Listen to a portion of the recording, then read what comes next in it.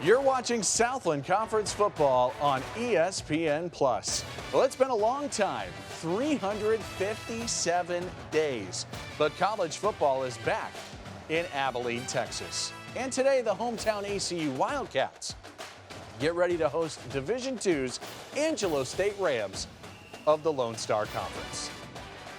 Good afternoon, everybody. Welcome into our socially distanced broadcast booth. Zach Carlisle alongside Owen Simpson. Glad to have you with us. Well, we weren't sure what 2020 was going to look like, but we have a college football season. And these are two teams here today that were originally supposed to play in the spring, opted to play in the fall, and they're really building towards the future. Yeah, there's really nothing at stake coming into this game for both these teams not playing in the spring, both ACU and Angelo State. So really focused on the fall. They're going to have a great time today, and it's going to be exciting to see, again, as you mentioned, the first home game for Abilene Christian in nearly a year. This is going to be some kind of matchup, and it really always comes down to quarterback play, does it not? As we look at our impact players today, we'll start with Angelo State and its first-year starter junior, Zach Bronkhorst. Zach Bronkhorst has really done a good job solidifying himself in that role. Obviously, a few turnovers early in this season, but as Coach mentioned for Angelo State, he has become a true leader, and coming from a six-man high school experience playing football, really developing his quarterback personnel, coming into switching from six-man to 11-man, doing a good job thus far. On the other side, it's first-year starter and former Iowa transfer Peyton Mansell for ACU. And Peyton Mansell, not a lot of time on the field before this season, but since then has done a great job at his completion rate percentage, well over 65%. Had a few turnovers against Stephen F. Austin going back a couple weeks ago, but other than that, doing a great job protecting the ball in his first season at the starting position. Had a game-winning drive last week against Mercer. It is Abilene Christian and Angelo State, two longtime rivals, meeting here on the first Saturday in November. Kickoff from Abilene, Texas is next. Wildcat Stadium, a building that opened in 2017 in its fourth year as the home of Abilene Christian. It's a beautiful day today. Gorgeous day for football here in November. 79 degrees. Not expecting any issues throughout the rest of the day. Weather-wise, a gorgeous day for football. Angelo State and Abilene Christian, the Wildcats, won the toss and will elect to receive today. Here's the series history. These two teams playing for the 51st time they've been playing since 1965. ACU moved to Division I in 2013. ACU won the toss and deferred to the second half. Angelo State will receive the opening kickoff here today. So we're going to get a chance to see this Rams offense on the road at a Division I school. They went to SFA earlier this season and played well with the Lumberjacks. And they really did. And they talked a lot about this coming into this matchup. Okay, we just have to fix a few things to stay in this game. There were a few turnovers and a few costly plays that ultimately made that game a big win for SFA. A few things to correct coming in today with Abilene Christian. Blair Zapata, 6 touchbacks on the season. Glad you're with us. Off we go from Abilene, Texas. And this game begins with a touchback. And so for Angelo State, their offense, with offensive coordinator Kevin Kilmer and quarterback Zach Bronkhorst, we mentioned it. Here's a guy who's in his first year as the starter for Angelo State and coming on the road. He's adjusting as the starter for the Rams. They like what he's been doing this year. No, yeah, he's taking his time to adjust, averaging about 200 yards passing a game. He's had a few costly interceptions that have made things a little bit more difficult, but this guy, he has transitioned from playing six-man high school football and now changing over obviously to 11-man here in college. That's a big transition to make at the quarterback position. First and 10 for Angelo State, and they start on the ground. This is a well-balanced attack for this Ram offense. Nate Omayabu III, the starting running back for the Rams. The rest of the starters. And up front, this is a group with Webb, Neal, Fernandez, Wozniak, and Patrick that have started every game so far this season, and they like what they have at the skill position players. You'll see a lot of Landry, Johnson, and Green from the receivers. Now a fake and a throw to the outside, and that's knocked away by the corner Tristan Anderson looking for Rasheen Green. The Abilene Christian defense, this is a team that's giving up about 31 points per game. They've played a lot of FBS schools as well. They like the linebackers with Hargrove, Hunter Keir, and Jack Gibbons, a talented group on that side of the ball. Oh yeah, they knew going into this season there were going to be challenges and holes that needed to be filled. into this 2020 season. They've done thus far. They've looked to slowly improve throughout the season. Coach Adam Dorrell for Abilene Christian has spoke highly of this defense this season. And it's skewed a little bit when you play teams like Exactly. UTEP and Army early on in the year. 3rd down and 8. Bronkhorst under pressure, trying to take off for the first down, and he's got a long way to go and won't get there. It's just a gain of a couple. Jack Gibbons was in there. Quintet as well on the stop, pick up a 2, and it's a quick 3 and out for Angelo State. And a big stop for Abilene Christian. What we'll probably see going forward with Angelo State, they love to have a balanced attack, both passing the ball and running. I'd expect more of that going on into the next possession for the Rams. And so Angelo State will punt for the first time. Jared DeFelice, one of the men back there that punt this year. They've had a few different guys kick the football, and here's one with Jordan Brooks West back to return it for Abilene Christian, and it hops down all the way near the 25-yard line and a 40-yard boot.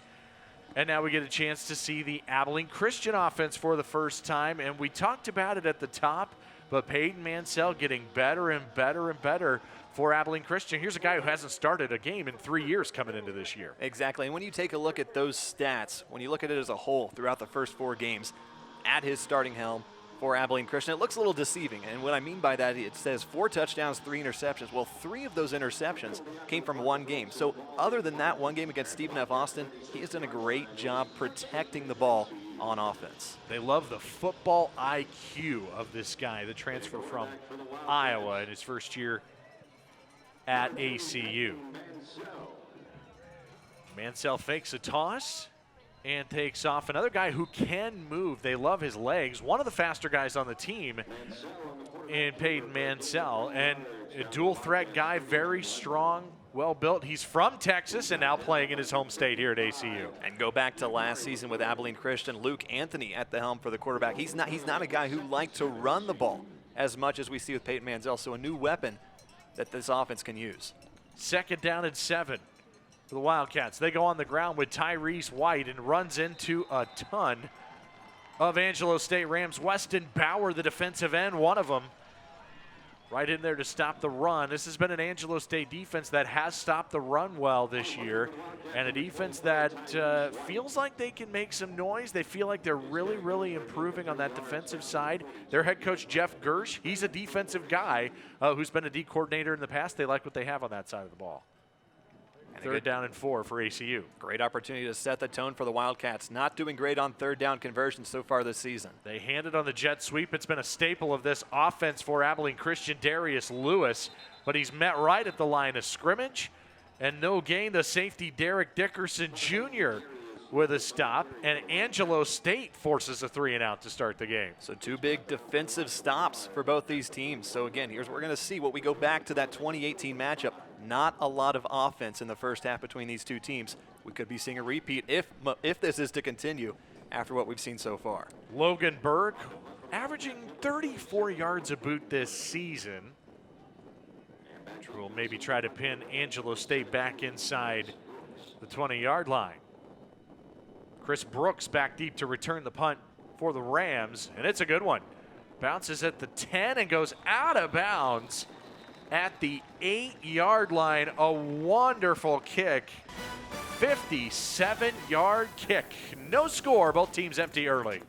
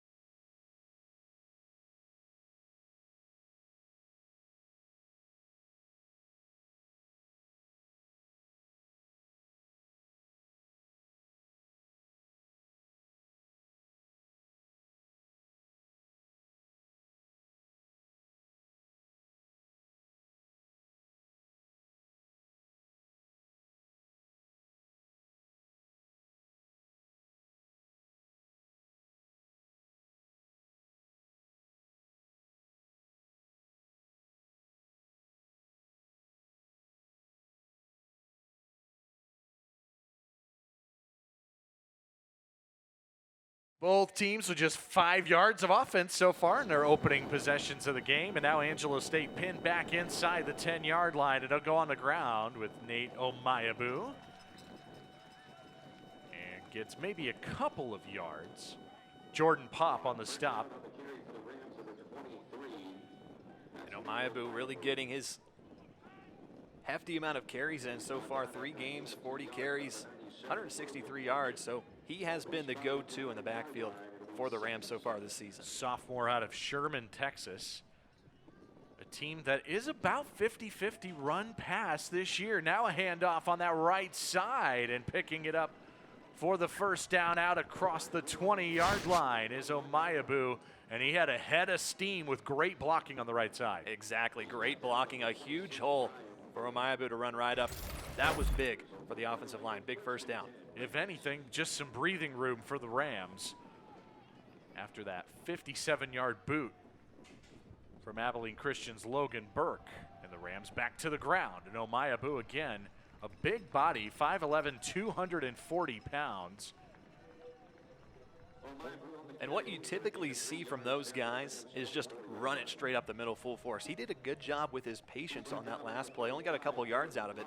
But again, he's waiting for the offensive line to develop the play for him. And Quinn Titt was out there with a stop. Also the new cornerback down there at the bottom of the screen, Christopher Satterfield, number 2. Back to the ground again and exploiting it across the 35 and out near the 40-yard line at Alfred Greer, the change of pace back, the 5'6" sophomore with a burst of speed for 18 yards. And when you want to talk about rushing, it's been Omayabu and Greer taking the bulk of the carries. And now back to the ground again, and Greer down the sideline, racing to the end zone for the touchdown. 61 yards in a blur, and Angelo State goes in front on the road. And take a look at that hurry-up offense from Greer. They took it full steam ahead after a big play and made an even bigger one. And the Rams strike first in this one. Just on the ground the entire drive, and it was Greer who can absolutely fly for the touchdown. And we hadn't seen that speed yet. We had seen a lot of patience from him, but it paid off finally. 6 points for Angelo State. Now the extra point, Jared DeFelice, and the extra point is good. I mean, how about that? 5 plays, 92 yards. That's an impressive drive from Angelo State, a very good Division II program, about 80 miles from here in Abilene. And what we saw was a great offensive line, what looked like a Division I offensive line, absolutely taking down the Wildcats on the defensive side. Lots of great blocking, lots of great runs on that drive. Yeah, that was a combination of Omayabu and Greer. 61-yard house call. And the Rams, who are familiar with playing Abilene Christian well, we saw a game here 2 years ago, and Angelo State had the lead at halftime against Abilene Christian. The Wildcats pulled away in the second half, but the Rams gave them a scare 2 years ago. Yeah, it was 24 unanswered points for the Rams to take the lead at halftime. After that, again, as you mentioned, the Wildcats came back. But Angelo State gave the Wildcats a fight 2 years ago they weren't expecting. It looks like they're off to a start once again with this 2 years later. This is an Angelo State team that was 8-3 a season ago and was really one game away from being in the NCAA Division II playoffs. They like what they have under third-year head coach Jeff Gersh, who was on this staff as a longtime defensive coordinator, and now in his third year leading the program. From the 15-yard line, Jordan Brooks-West trying to get some good field position for Abilene Christian, and he gets across the 30. And so now this ACU offense, which has shown flashes throughout the season, maybe still looking for some consistency, now comes out on the field down 7-0. And that's exactly what has been the story for Abilene Christian, has been the inconsistency on this offense. Sometimes you can see them put up 3 or 4 consecutive scoring drives, but they can also do the same with a drought, go 3 or 4 straight 3-and-outs. So again, they're down 7, big possession here for the Wildcats. ACU trailed by a touchdown in the fourth quarter last week at Mercer and scored 10 unanswered points to win the game. Quick screen to the outside, L.J. McConnell on the reception, and a quick tackle made on the edge. And that was safety Letty French the second. And no space for these receivers early on. And Angelo State is going to have to keep their eyes on LJ McConnell, arguably one of the fastest players on this Abilene Christian offense. Good safety play, good corners from Angelo State as well. The corners Devin Washington and Deshaun Douglas. Now a 3-receiver set, and Mansell rolls out and completes it once again to McConnell. Back-to-back catches for a couple of yards, and without Kobe Clark in the lineup today for ACU, they're going to need LJ McConnell. Now, when you go back to Kobe Clark, that is one of the most consistent wide receivers for Abilene Christian. Broke Abilene Christian's program record for most receptions in a season as a sophomore last year.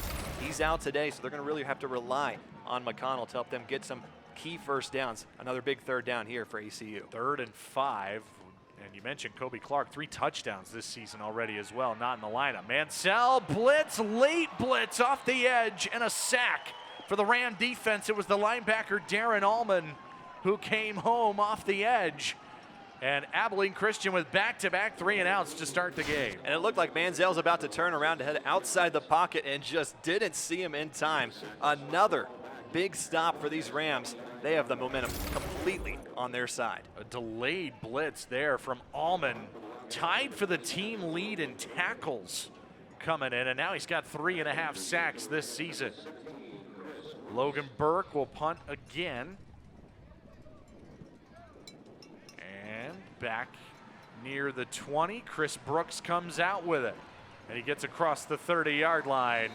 And Angelo State brings their offense out leading by 7. These two teams playing for the 51st time. Longtime rivals. 7-0 ACU. The thing about ACU TV is that we're telling a story, and we're telling ACU's story through the perspective of students and for students, and I think that's just a really unique experience. To work at ACU TV is probably the best experience you will get in a college setting. Being able to do it for football games like out here is like for game days experience, it was awesome. Being able to see your shots and then being able to look back at it and saying like, wow, that was my shot, it was awesome. So in my experience during basketball season was amazing. The work on the floor, getting to teach people, and then also getting to be right there with the basketball players. I couldn't compare it to anything I had done before. ACU has given me so many opportunities that I would have never had at another school. As soon as I started my freshman year, I just dove straight into it. They let me technical direct for ESPN games. I started making features that were shown on ESPN. This is something that almost no university in America can really offer to their students. To be able to go on air on ESPN and ESPN production for a college student is something that a lot of people don't even think is possible. But here at ACU TV, we're given that opportunity. We're given an opportunity to grow and just be able to experience an atmosphere unlike any of us have seen before. For us to show that this campus is more than just football or more than just basketball is so important.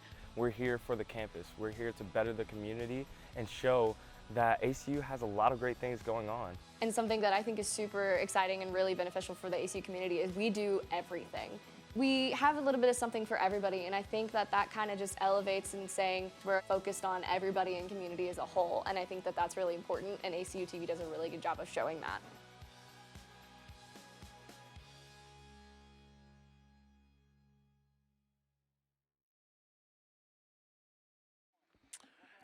Angelo State outgaining Abilene Christian 97-4 so far as we approach the halfway point of the first quarter. Angelo State back to work. Into the air they go with Kellen Pachot on the sideline. And they'll give him about 7 or 8 yards. And what a great move here. Looked like he was headed out of bounds and just absolutely just moved right on past the Wildcat defense right there. A couple extra yards. That's the extra fight that every coach loves to see. Put the brakes on Tristan Anderson. Now back to the ground, which has worked so well so far for Angelo State. Nate Omayabu loses a couple that time. That was a big stop for the Wildcats. Momentum continuously going in favor for ASU.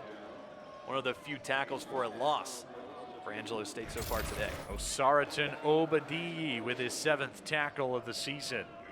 Busting it up in the backfield. Now 3rd and 4. Angelo State this season just 35% on 3rd down. 4-man rush. Bronkhorst taking a shot down the sideline, and a flag comes out. Looking for a deep ball, and it was the safety, Brian Bullock, who's going to get flagged for Abilene Christian. Everything going right so far for the Rams. Scott Harden, the referee. Pass interference, defense, number 26, 15-yard Bullock penalty, is going to get flagged. automatic, first down. For the defensive pass interference. And we talked about this a little bit before coming on the game. A few key penalties for this Wildcat team has really cost them a lot of first downs. And when you look at that one, you just have to avoid the contact. You're completely opposite side of the ball, looking right at the receiver. They're going to call that one 9 times out of 10. Yeah, you got to get your head turned around defensively. So the penalty moves it into Abilene Christian territory from the Wildcat 48, and a stumble here from Omayabu, and they're going to mark him behind the line of scrimmage. He's lost his footing. And it was Alfred Greer. Alfred Greer, the backup running back, who had the big, long 61-yard touchdown a previous possession. And we're going to keep seeing both Greer and Omayabu consistently come in and out. Right. This is a dual back system that Angelo State loves to use. It's kind of a thunder and lightning situation. At least that's what Coach Gersh was telling us when we talked to him about this offense. You got the bigger back in Omayabu who can power through, and then Greer's the speedster. Flag on this handoff to Greer up the middle for 2 yards. But the flag came right at the line of scrimmage, and Abilene Christian may have lined up offsides. Defense, number 99, lined up in the neutral zone. 5-yard penalty. So Sarton Still second Obadiah. down. And a free 5 yards, and again, penalties for this Wildcat defense has been kind of a bugaboo this year for ACU. Yeah, you go back to last week in the win against Mercer, 6 penalties in that game, but 3 of those forcing another first down for the opposing team. So again, this is something that head coach Adam Dorrell has talked about every season with this team, and the same as in 2020. Empty backfield and a quarterback draw for Bronkhorst, who gets near the marker right at the line of scrimmage. They moved 4 receivers to the left, and it's a first down for the Rams. A great job blocking on offense for Angelo State, creating a little bit more of separation for Bronkhorst to get a few extra yards and another first down. Hunter here with the tackle. First and 10 from the Abilene Christian 38. Angelo State in full command here, and now another good run on first down. And again, Alfred Greer, who's averaging over 9 yards a carry here in this first quarter. And he keeps it up today. He's going to have well more than 9 yards a carry. 4 rushes going up and around. Well over now 80 rushing yards, including that 1 big touchdown. So again, Angelo State continuing to run the ball and just absolutely go up against this defense and this defensive line for Abilene Christian. 106 rush yards in this opening quarter for the Rams. Now play action. Bronkhorst going to take off. And he's a yard and a half shy of the first down. Jack Gibbons on the stop. The captain for ACU leads the team with 28 tackles. So here we go again. Bronkhorst showing off he can run the ball as well. Like, yeah, that's his 3rd carry in today's game here in the first quarter. So Bronkhorst can run and pass. It's something that ACU has to take a strong note of if they want to change things in the second quarter. You figure 4-down territory for Angelo State here. Well, prior to a 3rd down, a timeout called Abilene Christian will take by their Abilene first Christian. timeout of the half. They've got some things to sort out defensively. Angelo State rolling up 7-0, facing a 3rd down on the other side.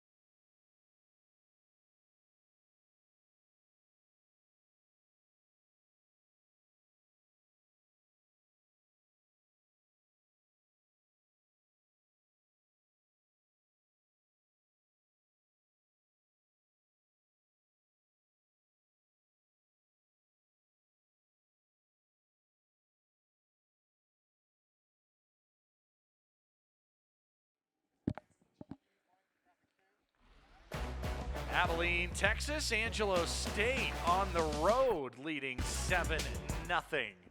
Upset alert, maybe? It's early on here at Wildcat Stadium, and the Rams go on the ground, and it's Omayabu with a lane down the sideline. And the ground game continues to execute for Angelo State. They go on the ground, and it's 24 yards on 3rd and 2. And Abilene Christian has no answers whatsoever to stop the run game. Look at this guy. No one is getting in his way. Another first down, a 1st and goal. Just an unbelievable performance from this running team. Angelo State coming early here in the first quarter. Omayabu and Greer dominating. 132 rush yards for the Rams. Still 4 minutes to play in the first quarter. And now Bronkhorst on 1st and goal gives it up the middle. And down inside the 5 is Omayabu. Red zone offense for Angelo State this year, very good. 7 out of 9 scoring. They just haven't been there a lot in their 3 games. And Abilene Christian defensively has struggled in the red zone, giving up 16 scores in 21 tries. 2nd and goal. Back to the ground. Left side into the end zone. Alfred Greer for the 2nd time today. And the Rams are going to go up 2 scores. And it's Greer both times for touchdowns. And this is definitely not the way Abilene Christian wanted to start off their home slate in the 2020 season. An early advantage for Angelo State. And again, the run game, there are no answers on defense for this Wildcat team. They pulled the center, Alfredo Fernandez. It's a veteran offensive line that is showing up for Angelo State. And the extra point is good from Albert Garcia. 14-0 Angelo State. And Abilene Christian has gone on 2 3-and-outs. Meanwhile, the Rams 146 total yards and a lot of it on the ground. Yeah, 146 yards to Abilene Christian's 4. This is the time, if Abilene Christian wants to stay in this game, they have to produce something on offense because the defense sure can't stop the run right now. A 9-play, 69-yard drive in 4.5 minutes for the Rams of Angelo State on the road. And we were talking to head coach Jeff Gersh, who said, hey, the guys are more excited about this game than they've had for any other game this season. Part of it is national television, something that's great exposure for the school. He said these guys had this game circled on the calendar when they built the schedule a couple of months ago. And you've got to think, this is the last game of the season for Angelo State. This is a shortened, it's 2020. We know this is going to be different for a lot of teams. So with it being already the last game of the year, they want to give it all they can because they're not going to be back on the field again until fall because they're also not playing in the spring just like Abilene Christian. From the 16-yard line, Jordan Brooks-West. It gets good starting field position for Abilene Christian out across the 35-yard line, 20-yard return for the sophomore out of Fort Worth, Texas. So some questions and looking for answers for this ACU offense. How do they get this thing going? This team always says we want to establish the run, and they haven't done that so far. Yeah, you have to imagine being down 2 scores early, they're going to start passing the ball more than they typically would like to. But as we see here on 1st down, they are really packing this offensive line. From the 36-yard line to the ground they go. And a 4 or 5-yard pickup, a 1st down with Tyrese White. White is the starter, the junior out of Hampshire, Texas, taking over for Tracy James, the all-world running back for Abilene Christian over the last few years. But they really like the freshman Jeremiah Dobbins, who we haven't seen much of so far in this first quarter. Yeah, Tyrese White has gotten the bulk of carries, but has struggled on the average of yards per carry so far this season, just under 4 yards a carry. Meanwhile, Jeremiah Dobbins, as we talked about, a freshman coming out and doing what was really unexpected from him, scoring the first touchdown of the season for Abilene Christian against UTEP back early in September. And then we go back again. Dobbins has just done a phenomenal job, but I'd expect to see him out a little bit more as this game continues. Tyrese White was tackled by Darren Allman on that 2nd down carry, and another 3rd down for ACU, 0 for 2 so far. Facing 3rd down and 4, and they run it again, and it's White, and it doesn't look like he's going to get much. Just a yard and another 3 and out, and now we'll see if Abilene Christian decides to go for it on 4th down. 3 straight runs and nothing for the Wildcats. And I really don't like that call, especially the way it's been going. You're down 14-0 against a Division II opponent nearing the end of the first quarter, and you run the ball 3 consecutive plays, and now you're stuck on your own, 45 or 44-yard line on a 4th down. Needing 3 yards on 4th down. They go to the line quickly, and they run it again, and Abilene Christian can't find anything. Angelo State's feeling great. It's a turnover on downs. The first man there was Letty French, the second. The safety. Abilene Christian runs it 4 times in a row, and it's a turnover on downs. You have to question, okay, what are you doing? You run the ball 3 times, you can't get a first down, you can't get 10 yards, let alone you get 7 yards in 3 plays, and you run the ball again on your own side of the field. And now you could be going down possibly 21 points near the end of the first quarter because the defense has not been able to stop the run. Not liking the opportunities to go to the air. They have not thrown the ball. Abilene Christian just 5 passing yards. Angelo State's only thrown it for 7 yards. They haven't needed to put the ball in the air so far. And back to work they go from the ACU 43. And Bronkhorst keeps that on the fake. And Jack Gibbons drives him backwards after a pickup of 2. Yeah, I think Gibbons was a little frustrated there. That was a big hit by the big man. Jack Gibbons, the captain of this team, the senior, and talking to Adam Dorrell, just the cerebral player in Jack Gibbons. They think he's going to be a coach someday with just how smart he is on the football field. There's a handoff up the middle, and it's back to Alfred Greer, and again, the pile being pushed backwards, forward progress to the 40-yard line. And 3rd and 7 coming up. And this probably has to be, for Abilene Christian, the best 2 consecutive plays you've had so far in this game. So now they're going to need to do that again. Another big, crucial 3rd down. Abilene Christian has to get Angelo State off the field. You figure from here, Angelo State would punt if they don't gain another yard. They get down inside that 35. You would consider going for it on the road. Bronkhorst to throw, 3rd and 7, now up the middle, plenty of room to run, 1st down and more, down to the 25-yard line, needed 7 and got 15 on 3rd down. A big run, obviously, from Bronkhorst, keeping and extending this drive, and you just see he has a window of opportunity, he takes it, doesn't hesitate. Big run for the Rams. Bronkhorst, a guy who only came in with 85 rushing yards on the season. But a combination of him and their 2 running backs, it's been spectacular. And that is how the first quarter comes to an end. Angelo State with a 14-0 lead on the road in Abilene, Texas after 1.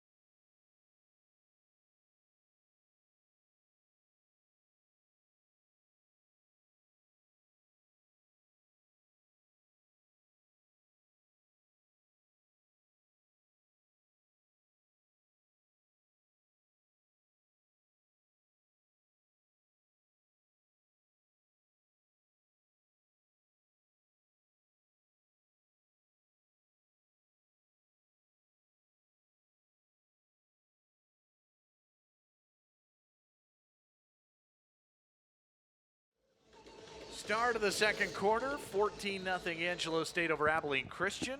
For Southland Conference football on ESPN, Zach Carlisle, Owen Simpson, glad to have you with us today here in West Texas. And Bronkhorst fakes on first down and misses his tight end, Dagan Dunham, for an incomplete pass to bring up second down. But boy, it's been all Angelo State, totally dominating on the field and in the stat sheet. And what we witnessed was just a very rare pass from Angelo State, only the third so far of this game. They have done a fantastic job running the ball just right up the gut of Abilene Christian so far today. Averaging 9 yards a carry are the Rams. And back to the ground they go with Nate Omayabu the third, the sophomore out of Sherman, Texas, and gains maybe a yard.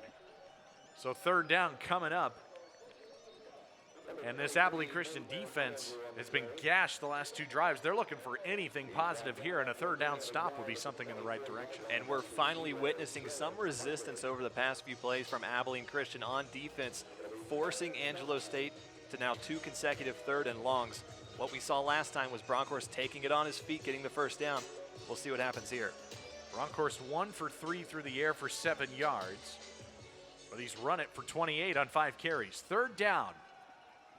Pressure, Bronkhorst steps up, plenty of room again, takes off at the 10, and he's down to the 9-yard line, and a 16-yard run to set up first and goal for Angelo State. And that is the second consecutive third down where we have seen Bronkhorst just simply make Wildcats miss on a crucial play.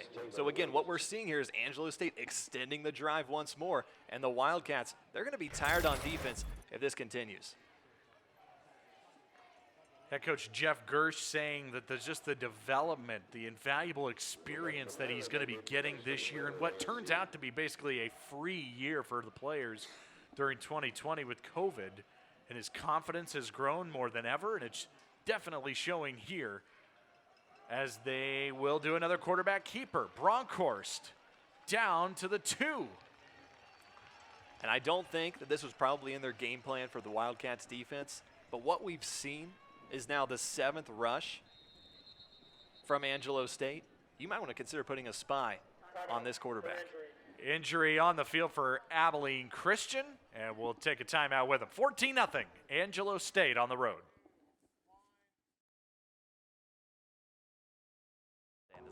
Driven by adversity. We strive to discover truth, mutual understanding, and the common good. We achieve more together than we do apart. Every voice has a power. We are a voice of change. Bettering ourselves and our community. Kindness is effortless. Standing together through adversity. Serving our communities, peers, and teammates. Together we can learn, teach, empower, and promote change. Tragedy cannot bring us down. We are one.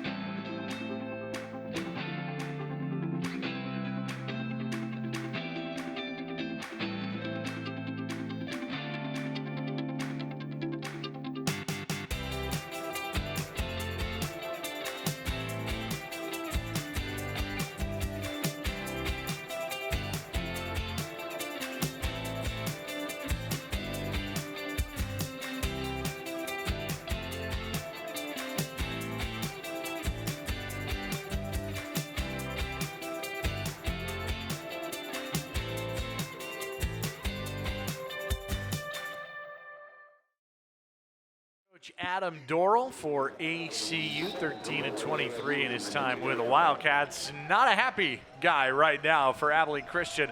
Up the middle, Angelo State, and trying to get a push at the goal line with Omayabu. and he is just inches outside the goal line. And 3rd and goal coming up, and now another stoppage on the field. It was Will Morgan who was hobbled for Abilene Christian, was able to come off the field during that timeout. And now Omayabu lost his helmet and has to leave for a play for Angelo State. 3rd and goal just outside the 1. This feels like a big play early on in this first half. And it's a 3rd consecutive 3rd down for Angelo State. They're 2 for 2 on this drive, looking to punch it in. Handed off up the middle and into the end zone for the 3rd time in the half is Alfred Greer. 3 TDs for the sophomore on the road. He's up to 7 touchdowns on the season. And any fans here are absolutely silent. This is not something that they were expecting to see in today's matchup, especially so early of an advantage for Angelo State. They have come to play. The Wildcats have just been caught looking on so many drives. A fired up visitors sideline for the Rams. Extra point is good from Albert Garcia. 9-play, 43-yard drive in almost 4 minutes. And for the 3rd time, Greer goes into the end zone. And he is having himself an afternoon. 7 carries, 88 yards, and then, as you mentioned, the 3rd touchdown today. I mean, you look at this game, it feels like one team came to play and the other one is still just waiting to warm up. That's just what I've seen so far from Abilene Christian. The sideline is just quiet, and it's not something that any head coach wants to see, especially so early in this game. And down on the sideline is head coach Adam Dorrell talking to defensive coordinator Clint Brown. They're looking for answers, as is the ACU offense, which is about to come out on the field. The Wildcats are looking for a spark, and the Rams are starting to turn this into a snowball. Let's go back to the last possession for Abilene Christian. They ran the ball 4 times, including on 4th down. If they run the ball again on the first 2 plays, even the first play, I don't know what they're doing. They need to pass the ball. I know that their star wide receiver, Kobe Clark, is out, but at this point in time, you're down more than 20 points. You have to start passing the ball. Short kick this time, and a fumble that is picked up on the run. Dangerous play for Abilene Christian. That did not look good from the beginning. And it looked like it was Reese Stafford. It was Reese Stafford who picked it up, and near disaster for Abilene Christian. It has not been going their way in this first half. Drive starts from the 28-yard line. ACU 11 total yards. And they fake a toss. To the air they go. And a pass wide to the tight end, Brandon Hohenstein. With the linebacker, Darren Allman, in coverage. 2nd and 10. Hohenstein, not a lot of catches, just 5, but he's averaging 25 yards per catch this season. He's been a big play guy at the tight end spot. Yeah, when they go to him, it's usually for big plays. And we'll probably see more of that going forward because they have to have some few big explosive plays to get back in this game. 2nd and 10, to the air again. Down 21 zip, and Mansell takes off. Peyton Mansell gets across the 35, give him 9 yards. 3rd and 1 coming up. Abilene Christian does not have a first down to show for in this game so far. And that run looked a little bit like Bronkhorst from Angelo State, making a few moves for the extra yards. And Mansell just trying to do whatever he can to get the Wildcats back in this one. Has a season-long run of 15 yards, gets 9 here. Now 3rd and 1. Abilene Christian does this a lot, where they come out of the huddle quickly to the line of scrimmage, and a quarterback sneak looks to be enough on the initial spot for a first down. And that's Abilene Christian's first down of this game. They weren't exactly hoping that to come in the second quarter, I'm pretty sure. The 39-yard line. ACU goes quickly. One of the few teams in FCS that still goes under center. Abilene Christian. And now the freshman Jeremiah Dobbins, his first carry of the game, gets to the outside for a couple. Shoved out by Derek Dickerson Jr. the safety. And a good job by Dobbins fighting for something when there really ultimately is nothing. He had 3 defenders to beat, gets a couple yards out of it. That's something that they need just to start getting some form of momentum. Any spark they're looking for. Dobbins, the freshman out of Lubbock Estacado High School. 2nd and 9. Mansell, quick screen to the outside. Darius Lewis makes the catch, just his 4th of the season. Good gain out across the 45. And this is what Abilene Christian likes to do a lot, typically with LJ McConnell, but a quick pass outside and letting the receiver do his work with a few lead blockers at the receiver position. Well, time of possession is all one-sided. 11.5 to just under 6. Well over 2-to-1 ratio in the first half. And ACU needs a 3rd down to keep this drive alive. Mansell, play action, pressured, corner route incomplete to LJ McConnell, and that pressure got to Mansell again. Micah Flowers trying to get a sack. And I'd have to say the best summary of the game so far is Angelo State is making it harder for Abilene Christian on both sides of the field. We haven't seen that pressure from Abilene Christian on defense so far today. And ACU will punt with Logan Burke. So Angelo State continues to shine. They're going to force the 4th Wildcat punt of the half. Burke a chance to pin the Rams deep for the 2nd time. This will bounce at the 15 and goes all the way down near the 10, 43-yard punt. And back comes out this Ram offense that has run for 182 yards in the first half. Impressive showing for Angelo State. When we talked to head coach Jeff Gersh earlier in the week, he says he loves a balanced attack. That is not happening today. We have 3 passes and 23 carries so far in this game, and I don't blame him. I would stick with the run while it works. You've got 23 carries and almost 200 yards, and we're barely at the beginning of the 2nd quarter. Angelo State averages 195 yards rushing per game. They're 6 yards away from matching that total. And they start from the 11-yard line. And on the ground, right on cue. And Omayabu gets 1, maybe 2. Ran right into Abilene Christian, and one of them was the safety Brian Bullock, who is a guy who loves to come up and get tackles. 2nd on the team with 23 tackles coming in to today. 2nd and 9.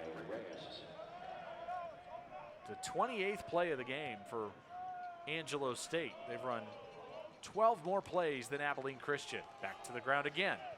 Omayabu gets the edge. And another 1st down carry. Out to the 24-yard line.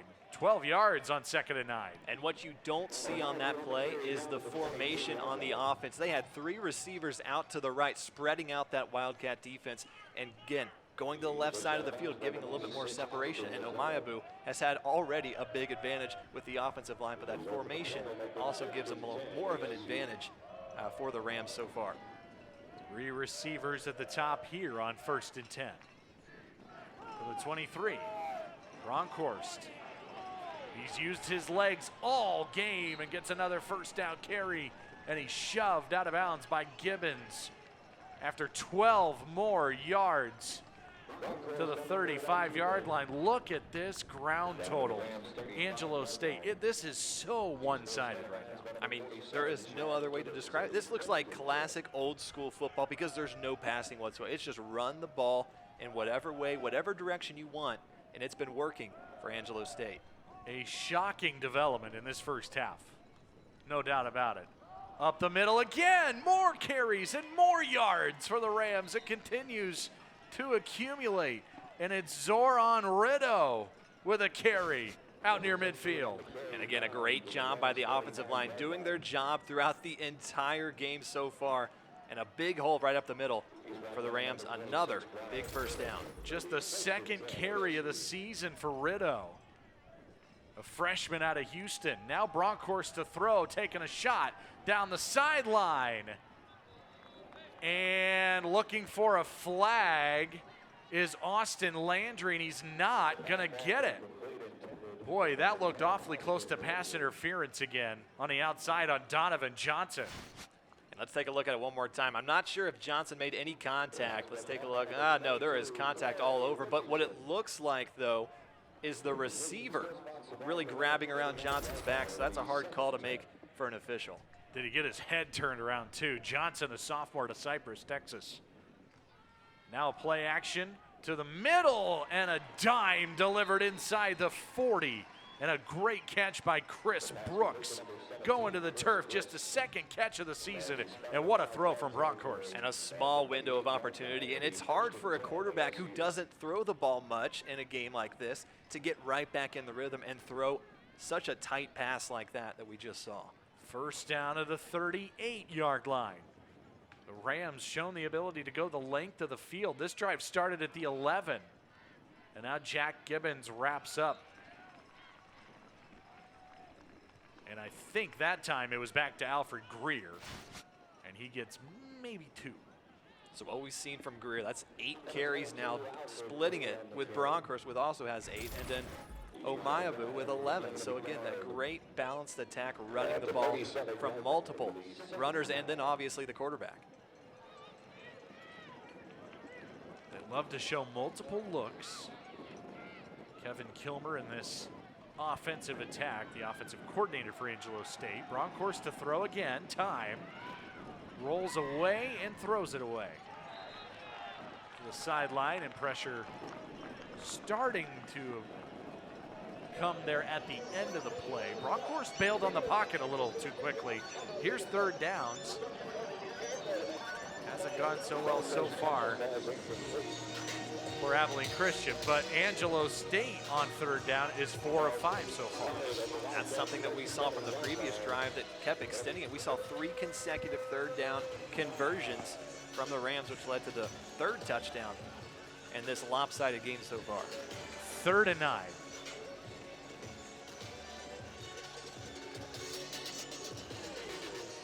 Will Abilene Christian bring pressure? Well, timeout called by Angelo State first. Halfway through the second quarter, it has been all Angelo State. A crazy one in Abilene.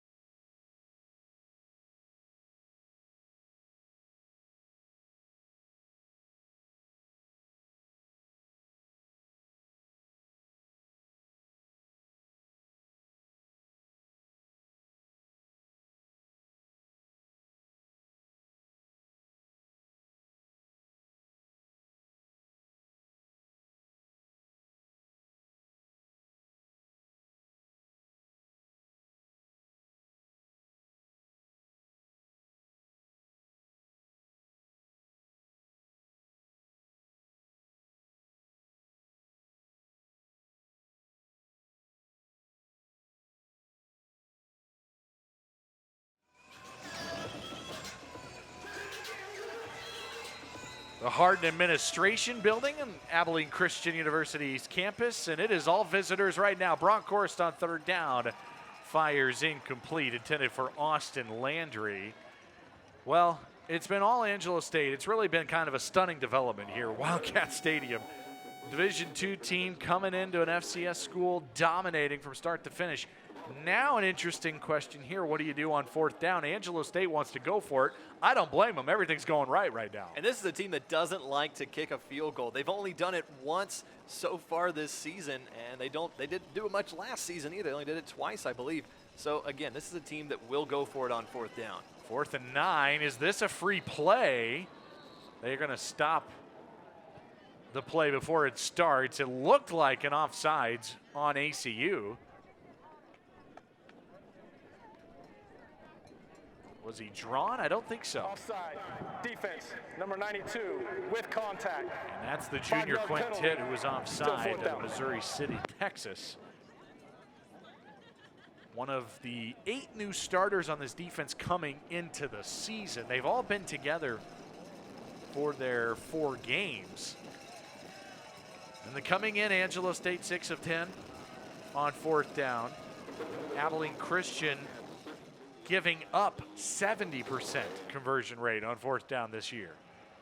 4th and now 4 for the Rams after the penalty.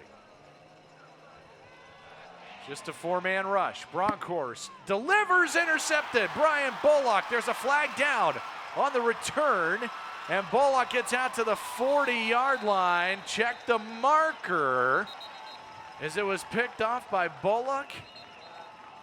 And it is on Abilene Christian, and this will not stand. And we talked about this earlier in the game when we saw a couple penalties, and we're seeing it again. It is costing Abilene Christian some crucial downs.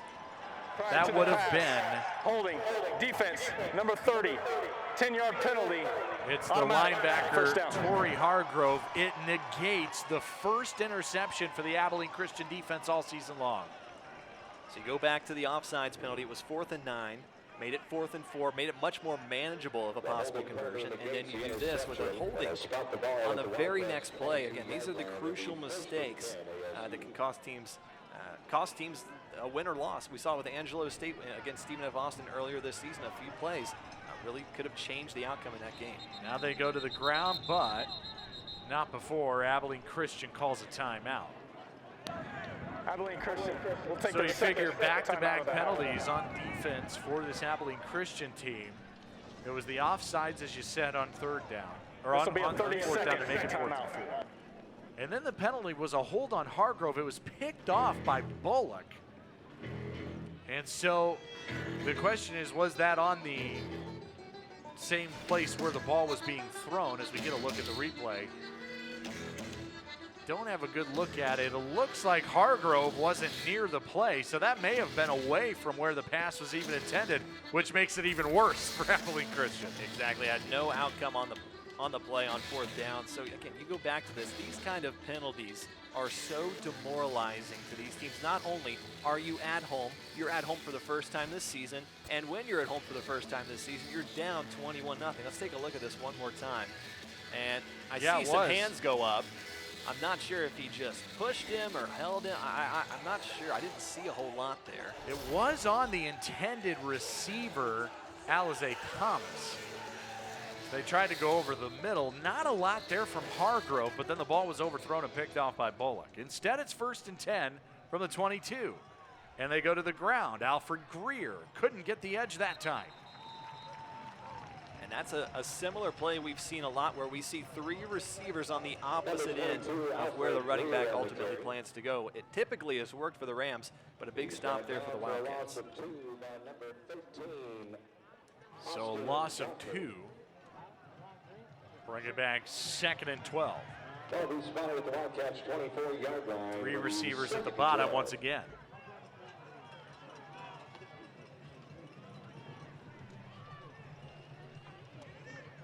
Second down and 12, 4-man rush.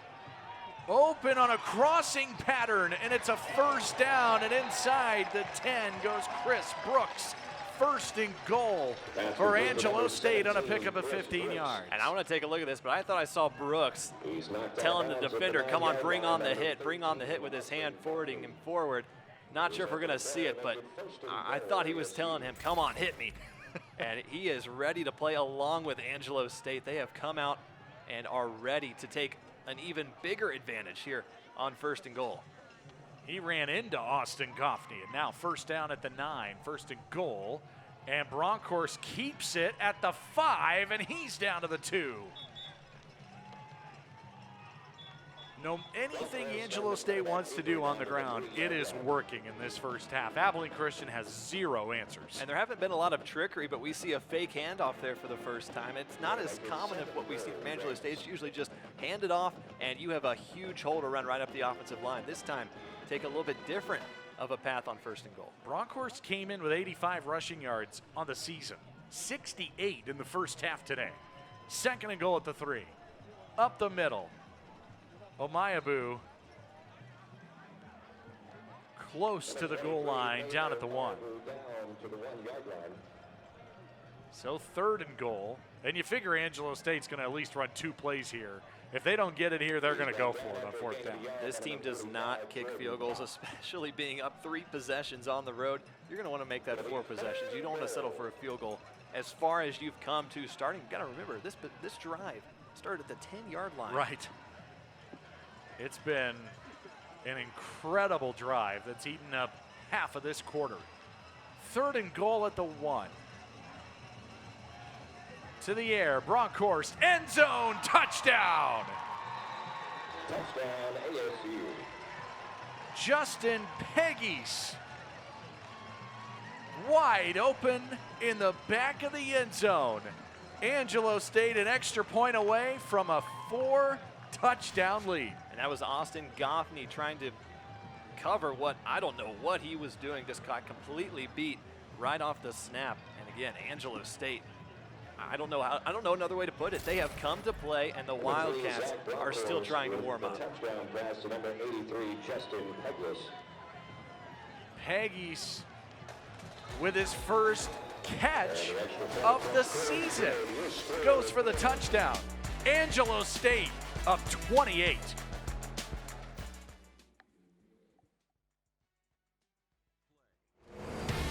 Ford trucks lead the way with premium features that make the Ford F-Series America's best-selling truck for 43 years and the best-selling truck in Texas. Upgrade to a new F-Series today at your Texas Ford dealer. Drive home a new F-150 with over 11,000 total savings. Ford F-Series, built for Texas, built for you.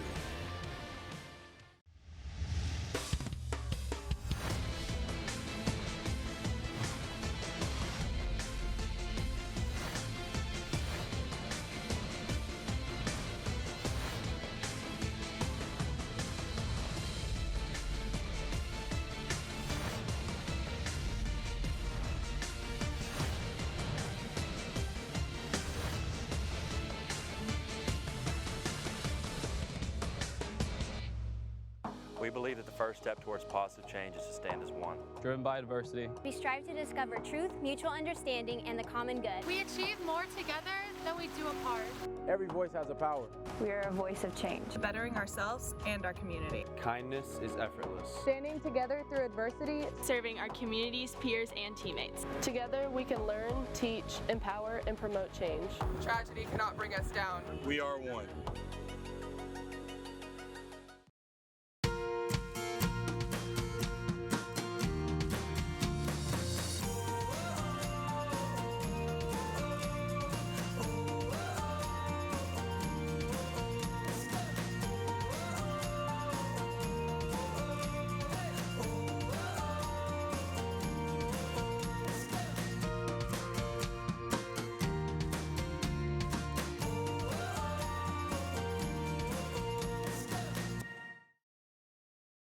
Well, we see the score. Do we believe the score? 28-0, Angelo State over Abilene Christian. How about a 14-play, 89-yard drive in 6 minutes? I am very stunned as to what's happening right now here in Abilene, Texas today. And it's already hard enough for a Division II school to come in on the road against an FCS opponent. But what they have done, it makes it look the other way around, like an FCS school is playing a Division II opponent. And Abilene Christian is going to have to produce something before halftime if they want to have any chance of turning around the corner in the second half. Robert McKnight on the return for Abilene Christian. So the drive starts at the 37-yard line, and you figure forget the run game now. I mean, you're down 28 points with 4:15 to go until halftime. ACU might go solely to the air, but again, without their top target and Kobe Clark today. Junior out of Sweetwater.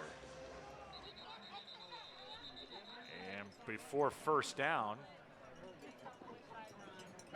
timeout Abilene Christian. So they're not only having issues trying to figure out how to figure out this defense, but now having to call a timeout before they even start their drive. Look at the first downs. Are you kidding me? 14-1? And while, let's mention this also, the first down that Abilene Christian had was on a third down conversion. So they're not getting huge yards on big plays. They haven't done anything on offense. I mean, let's look at the comparison with how many plays there's even been. You look at Abilene Christian, they've had 5 passing plays, 11 rushing plays. And then you go over to Angelo State, 9 passing, 31 rushing plays in the first half. Also, 31 of those rushing plays, 227 yards on the ground, 7.3 yards a carry. I mean, total plays is 40-16 in the first half. This is absolutely crazy right now. And so you figure this has to be putting the ball in Peyton Mansell's hands and trying to let him come up with something. They just need some momentum right now, because right now there's nothing. They really just need one big explosive play. Have they gotten past the 50-yard line? I don't believe they have. If they did, it was very close. And when you go back to that, again, they just need one explosive play to get something going, igniting on the offensive side. Mansell rolling left to the pass high, looking for Dax Neese, number 19 on that crossing route. And Mansell is 3 for 6 through the air for just 12 yards. He's missed a couple of throws high. And see, that's the problem, that a quarterback is put in a position when you're down as much as you are right now, and you haven't thrown the ball that much. So already you may not be really warmed up and ready to go and go throw a 20, 25-yard pass because you haven't done it all game. That quick jet sweep handoff, and it's a loss of 2. L.J. McConnell knocked down and knocked backwards. Eric Rasco, one of them in there, Letty French as well. Angelo State has done its homework on defense. They know where they're going. They've seen the jet sweeps, they've seen the short, quick passes right off the snap, and they know how to attack this offensive line on defense. 3rd down and 12. Mansell fakes and throws over the middle, incomplete. And looking once again for L.J. McConnell. And in the blink of an eye, it was a lightning quick 3 and out for Abilene Christian. And the body language, not so positive for ACU right now either. And it looks defeated. You still have 33 minutes to play. And I'm not sure where this pass was going. It was well short of the first down marker. It was looking to get a gain of maybe 4 and 5 if you catch it. So again, I'm not sure what the plan is on offense right now other than more consecutive 3 and outs. 2 receivers in the area looked like as well. Fair catch here by Chris Brooks at the 20-yard line. 3.5 until halftime, and I'm interested to see if Angelo State can go down the field again, because they have been on some long drives. I mean, you're talking about a 10-minute, or 4 straight touchdown drives for Angelo State after an initial punt. And Abilene Christian has no answers defensively. They really don't. And again, if you are Angelo State, I'd say you want to go try to get a touchdown score. You have 2 timeouts left. There's plenty of time left remaining in the first half. And a fresh reminder, 2 years ago, you were up at halftime. Yeah. It wasn't 28 points. Right. It was a touchdown. But again, let's extend on this lead if you have a chance to. By all means, try and run and pass the ball as successfully as you have so far today. 1st and 10 from the 20, and taking off Colt Garrett, the senior quarterback, out there for Bronkhorst. And here's Angelo State outgaining ACU 263 to 28. Not close. And in particular, they've gone on drives of 5 plays, 9 plays, 9 plays, and 14 plays. And now they've got their backup quarterback, Colt Garrett, on the field. Yeah, taking a look at those drives, the first one was just 5 explosive running plays. After that, now they like to take their time on these drives, really killing some clock. 2nd down, screen pass over the middle, dropped. Rasheem Green, the redshirt freshman, had some room to operate, but dropped it before taking off 3rd and 10 on the way. Yeah, it's a possible 1st down for the Rams, a much needed one if they want to try and extend this drive, because again, now you have the advantage back to Abilene Christian. You force a stop here on 3rd down, you have a chance to, you have plenty of time left to try and get your first score in this game. Yeah, it's an important 3rd down for Angelo State, but it's a crucial 3rd down for this Abilene Christian defense, who has to force a punt here to have a shot at any points before the half. 3rd and 10. And Cole Garrett faking the handoff and is demolished in the backfield. Jordan Pop, first one there with Gibbons. And I'm curious where Bronkhorst, I don't know if he's just going to be done for the 1st half or what, but clearly a big change there on offense. Very uncharacteristic of what we've seen so far today. And I'm trying to look to the sideline to see if I saw there, and Zach Bronkhorst is over there talking to Garrett. Doesn't look to be an injury. It looks like they were just making a change. But it is a 3 and out for Angelo State. And this is not a good punt. Abilene Christian's going to have their best starting field position of the game. It's only a 32-yard punt as it goes out of bounds at the Angelo State 48-yard line. Well, this is a golden opportunity that has to be taken advantage of here for the Wildcats. Yeah, I'd have to say this is the first time Abilene Christian has been past the 50, and it's starting past the 50. Right. 48-yard line, ACU on the year averaging about 370 yards per game on offense. Today, 28 total yards. They will hand it off and a penalty marker down. Jeremiah Dobbins, good gain. We'll see if it stands as he picks up 15 yards. Number 21, Jeremiah Dobbins on the carry. Flag was thrown early along the sideline. And we'll check in on Scott Harden again. Under 2 minutes until halftime. Offside. Defense, number 39. That penalty is declined. Result of the play is a 1st down. So that play will stand. It's an offside against Angelo State. Eric Rasco. Best play for Abilene Christian today. They nearly doubled their total yards on that single play. 12-yard rush. They have 40 total yards in today's game in the 1st half. At the 36-yard line. Trailing 28-0. Mansell will run. Rasco twists him down after a gain of 5. It's time to run hurry-up offense for the Wildcats. You want a touchdown before halftime. And maybe use some clock as well. Exactly. So they're content to slow it down a bit. Pistol formation. Hohenstein in motion.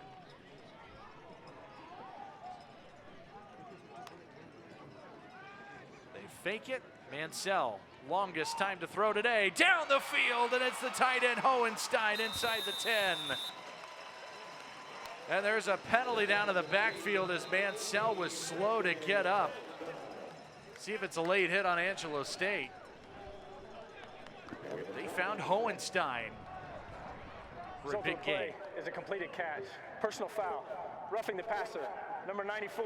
Defense. Low hit to the quarterback. Half the distance to the Weston goal. Bauer for First the down. roughing the passer. Take a look at this play. A big explosive play, one they have been searching for all 1st half.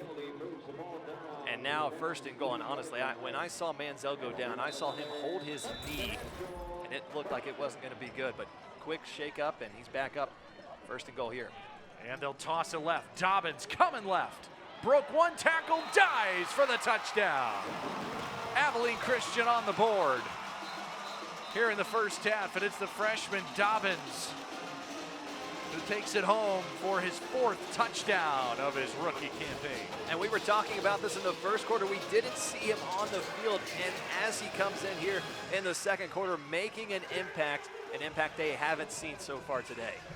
After the 26-yard completion to Hohenstein, and then the roughing the passer to add half the distance to the goal. The TD for Dobbins, and Blair Zepeda's extra point is good. Life for the Wildcats with 1:04 to go until halftime, down 28-7. They needed everything out of that, and they got their first touchdown of the game. 21 and 28 is so much of a different score, a deficit when you go into halftime. So again, now there's some signs of life on this side of the field for the Wildcats that we haven't seen today. And that was important because Abilene Christian's going to get the ball to start the 3rd quarter as well. So we go back to the touchdown. And again, Dobbins has been a workhorse as a freshman, just doing everything he can. The first touchdown of the season, the first touchdown here today. Offensive coordinator Josh Lamberson talking to him about freshman Jeremiah Dobbins. He said when he figures it out, just mentally, where to go, how to run the offense, what to do, he is as dynamic as anyone that he's ever seen. And they keep saying the sky is the limit for this kid. And he's shown really good spurts. When he was out there on that drive, he really gave him a spark offense. And something else to think of too is because of COVID-19 and the red shirt blanket, this is year 1 of 5 for Dobbins. So he has plenty of time to continue to improve, not just physically, but mentally as well. Yeah, the next year he'll be a COVID freshman, right? Are we going to use? I think we should incorporate that term. Not necessarily a redshirt freshman. 28-7. And still 64 ticks until halftime, and a fair catch right at the 25-yard line. Jalen Brown for Angelo St. So the Rams, 2 timeouts, 1:04,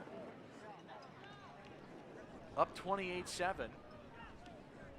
A couple of options here. They could try to go down the field and air it out and try to get this thing into the end zone again. But the other side of that is you don't want to make a mistake and give ACU anything else going before halftime. And I have to say that everything changed on the last possession where Zach Bronkhorst came out, and we didn't know what happened with him, and a 3 and out for Angelo State when they were really doing a great job on offense. And Bronkhorst still on the sideline. It's Colt Garrett once again. And now a flag, and Angelo State didn't get the play off in time. Delay game. Offense, number 12. 5-yard penalty. Still 1st down. That'll move the Rams back 5 yards. 1st and 15. Abilene Christian out of timeouts, so they can't stop the clock defensively. 1st down handoff. And again, it's Zoran Rideau who ripped one off for a big gain his first time and picks up 3 here. The Rams are in absolutely no hurry. They may be content to just get this to the locker room up 28-7. And I'm sure they're okay being up 28-7 at halftime on the road. Yeah, it's not 28-0, but it's 28-7. It's definitely something that they are more than content with, but we're going to have a question going into the second half. Where is Zach Bronkhorst, and what can we expect from Colton Garrett if we have to see him out on the field again in the second half? Yeah, first action of the season for Garrett. Now a handoff here to Rideau again, the freshman from Houston. Back across the original line of scrimmage, and that should be the final play of the first half. Angelo State, less than 100 miles away from Abilene, Texas. They come up on the road at an FCS school and score 28 points in the first half and have dominated this game from start to finish. 28-7, Angelo State. towards positive change is to stand as one. Driven by adversity. We strive to discover truth, mutual understanding, and the common good. We achieve more together than we do apart. Every voice has a power. We are a voice of change, bettering ourselves and our community. Kindness is effortless. Standing together through adversity, Serving our communities, peers, and teammates. Together we can learn, teach, empower, and promote change. Tragedy cannot bring us down. We are one.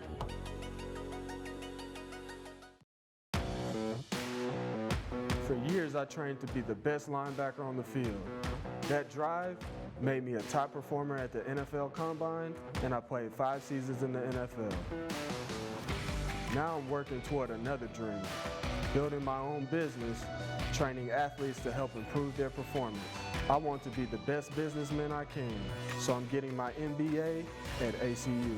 Get your degree online at acu.edu. My favorite thing about ACU TV is that we're telling a story, and we're telling ACU's story through the perspective of students and for students, and I think that's just a really unique experience. To work at ACU TV is probably the best experience you will get in a college setting. Being able to do it for football games like out here is like, for game days experience, it was awesome. Being able to see your shots and then being able to look back at it and saying like, wow, that was my shot, it was awesome. So in my experience during basketball season was amazing. The work on the floor, getting to teach people, and then also getting to be right there with the basketball players. I couldn't compare it to anything I had done before. ACU has given me so many opportunities that I would have never had at another school. As soon as I started my freshman year, I just dove straight into it. They let me technical direct for ESPN games. I started making features that were shown on ESPN. This is something that almost no university in America can really offer to their students. To be able to go on air on ESPN and ESPN production for a college student is something that a lot of people don't even think is possible. But here at ACU TV, we're given that opportunity. We're given an opportunity to grow and just be able to experience an atmosphere unlike any of us have seen before. For us to show that this campus is more than just football or more than just basketball is so important. We're here for the campus. We're here to better the community and show that ACU has a lot of great things going on. And something that I think is super exciting and really beneficial for the ACU community is we do everything. We have a little bit of something for everybody, and I think that that kind of just elevates and saying we're focused on everybody in community as a whole, and I think that that's really important, and ACU TV does a really good job of showing that.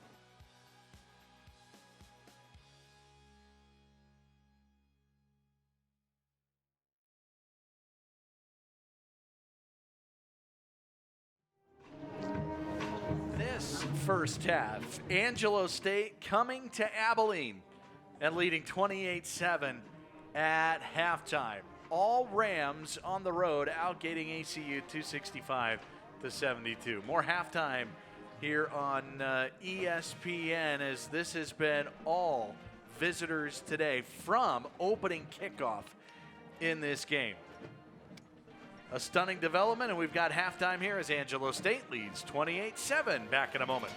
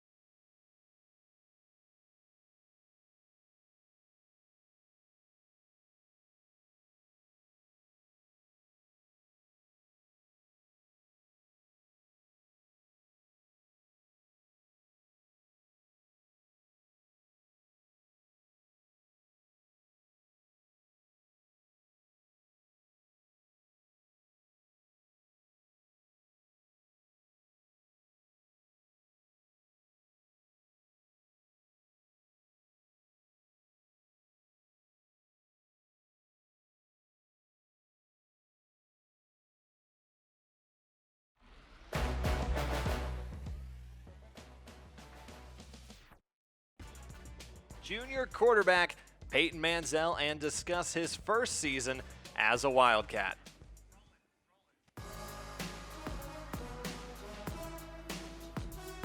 Peyton's running right. He's running, and he's going to hop into the end zone for 2. And he is fired up.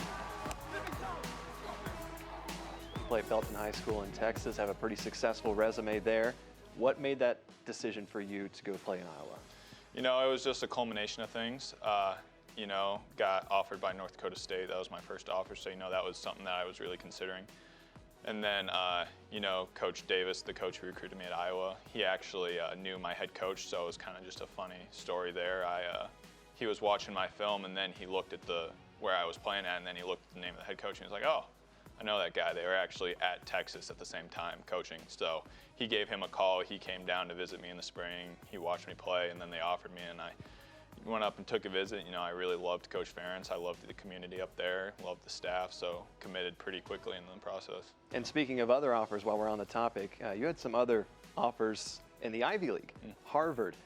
School's not necessarily known for their football, but rather their academics. So what was it like for you to have those offers from them? You know, it was awesome, you know, especially just getting to form connections with the coaches up there and, you know, have the opportunity to maybe make that decision to go to an Ivy League school. You know, my dad being military, both of my parents being military at one point. My dad's still active duty, you know, he was always on my butt about academics. So, you know, that was something that, you know, he really harped on me that, you know, you can be great on the football field, but if you're not great in the classroom, you know, you're not going to be able to do anything. So, you know, really having the opportunity to have in the back of my mind, you know, I could go to an Ivy League school, you know, that was something that was awesome to have in that process. Let's talk about ACU. So you decided to transfer here to ACU. What was behind that decision? You know, just time to come home. You know, everybody thinks that, you know, their first choice is going to work out and they're going to go and be the guy at the school that they choose first. And, you know, it just didn't really happen for me at Iowa. So, you know, pulled the trigger, decided to transfer, and then pretty quickly decided I was going to be going to an FCS school just so I didn't have to worry about trying to get a waiver. You know, I talked to my wife and we agreed, you know, if I'm going to an FCS school, I think there's like 12 or something like that in Texas. So we decided pretty quickly that, you know, being in Texas was ultimately the idea, especially because we were married at that point. My best friend in high school was my tight end, and Remington Lutz, and he actually plays here. You know, he came here straight out of high school, and I called him up. I was like, hey, you guys need a QB? And he was like, actually, yeah, the last QB grad transferred, so we need a guy. So, you know, that process happened pretty quickly. Came on a visit here, met Coach Lambeau, met Coach Dorrell, you know, really fell in love with the place, fell in love with the staff, and, you know, I committed the night I came on a visit, so. You mentioned your wife a moment ago. Now, she actually now also has the athletic gene as well, playing for Baylor as a pitcher.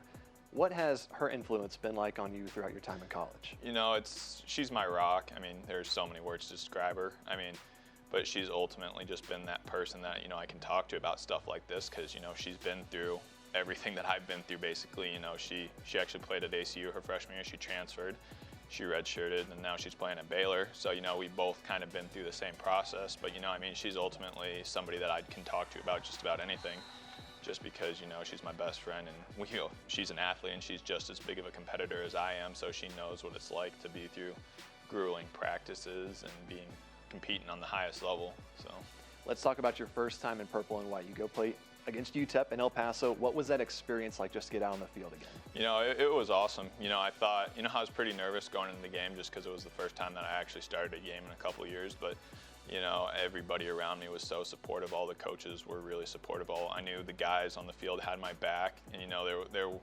it's hard to put into words how great of a feeling that was going on in the field with 11 guys or 10 guys who just, you know, have your back. So.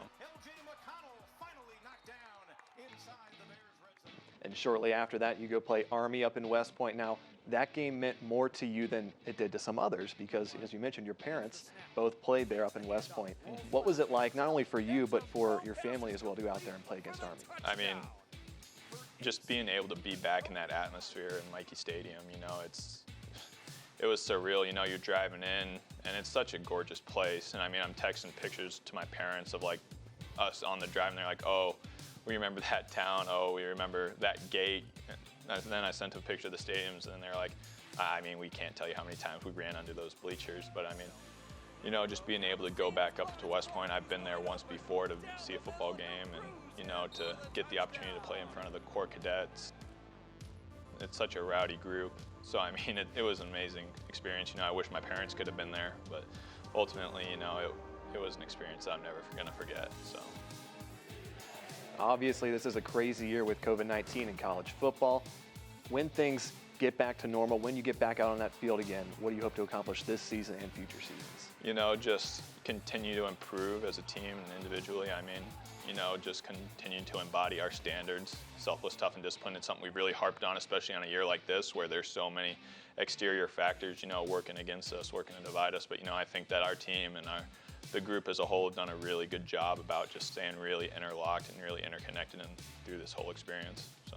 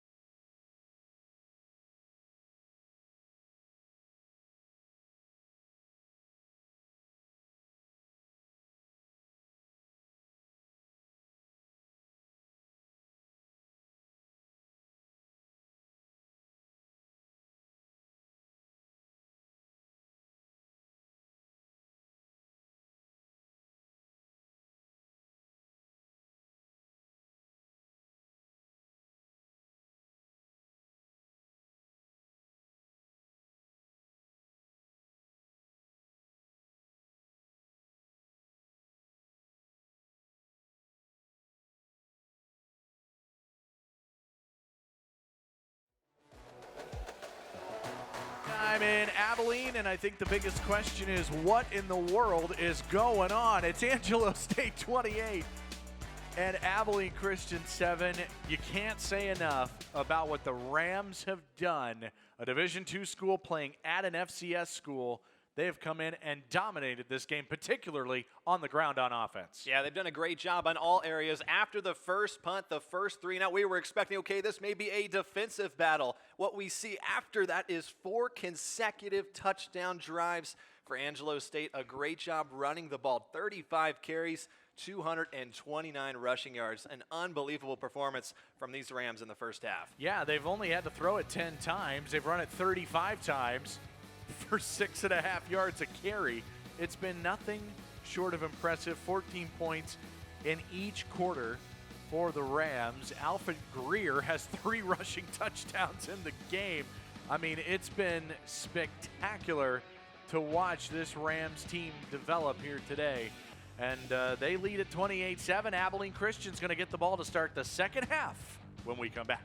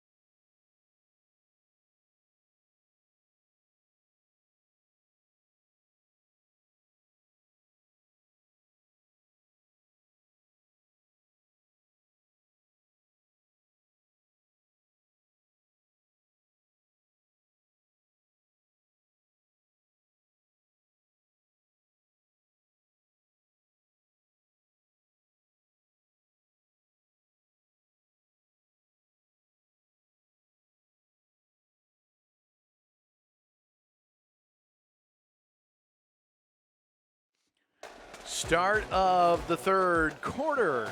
Angelo St and a stunning development all over Abilene Christian, 28-7. But the Wildcats at home get the ball to start this third quarter. And we're glad to have you with us today for Southwood Conference football on ESPN. Zach Carlisle and Owen Simpson. Hutton Harris and our crew back in the studio and down here on the field doing a great job today as always. And, you know, ACU gets it to start the third. This feels super important for the Wildcats to have something going here. They're down 28-7. They scored right before halftime. Yeah, I can't envision it being any other way as you have to score a touchdown in this drive. If you don't, the momentum is gone. Anything you build at the end of the second quarter, it swings right back to Angelo St. Jordan Brooks West back deep to receive the kick, and instead it's taken at the 7-yard line, and Davion Johnson gets out near the 30. And the drive will start at the 28, and a player down for Angelo St on that kickoff. Well, this feels like a good time to talk about for Abilene Christian. It's been little more than a month ago now that one of their quarterbacks and their junior, Samaje Davis, was injured in a car accident about a month ago. It was a very severe accident. He was then life-flighted to Fort Worth and in the Dallas area at a hospital there, still there. And his family And Abilene Christian has gone through so much with this football team over the past month or so, and just sending prayers and trying to help out the family, the Samaje Davis family. One of the players they love the most on this team. Yeah, when he was struck by it was a drunk driver going over 100 miles an hour one night, and the team has showed incredible support for the guy, and truly an amazing story here. First, it's just been all around an amazing experience to show support for this guy. Back in a moment.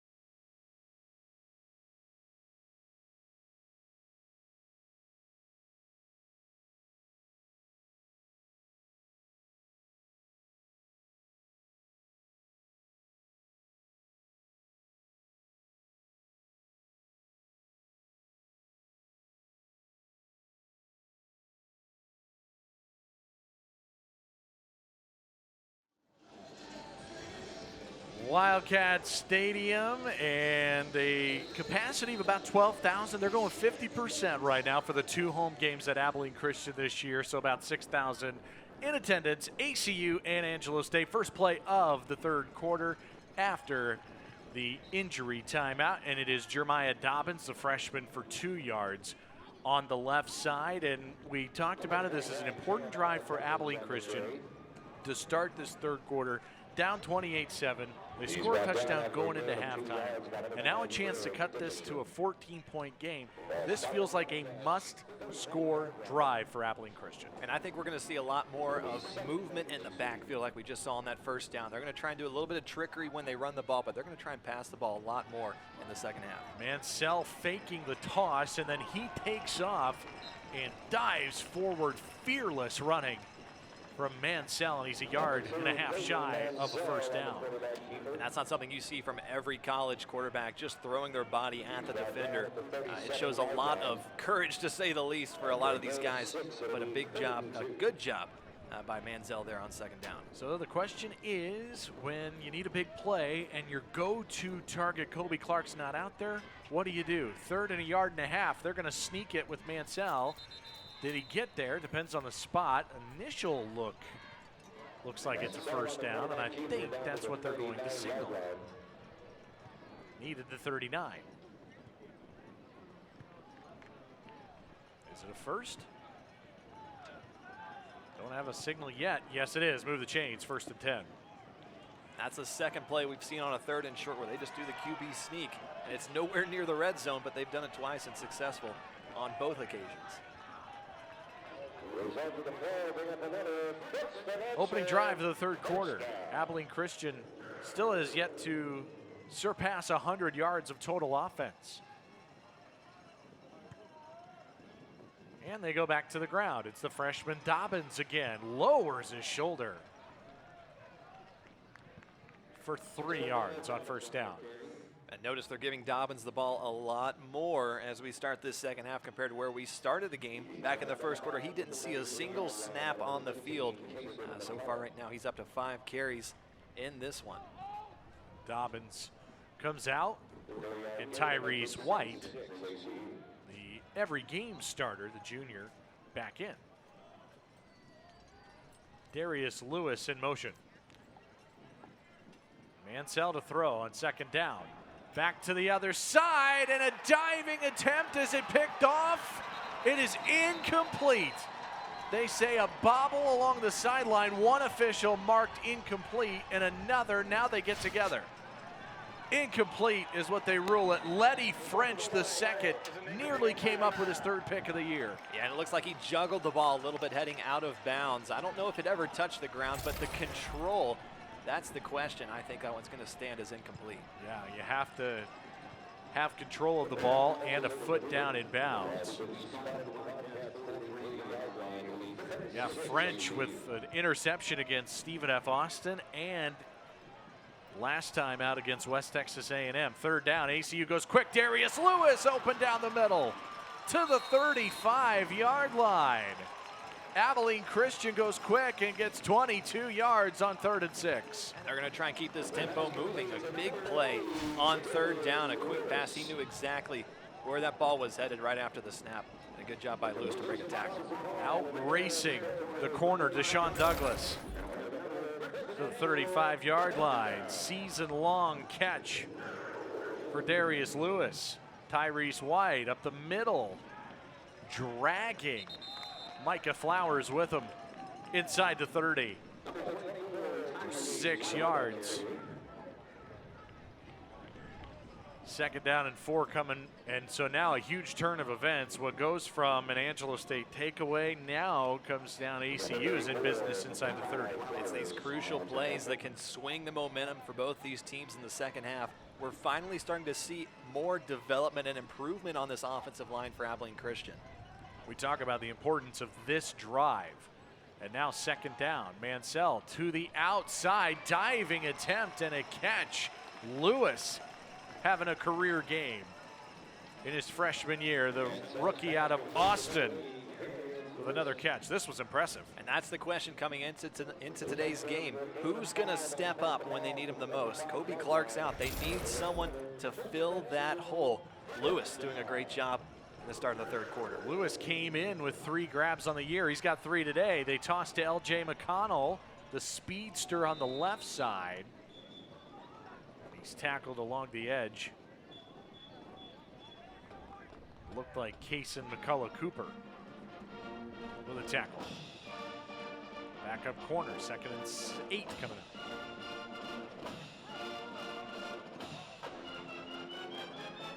Abilene Christian close to the red zone for the 2nd time today. Jordan Brooks West in motion.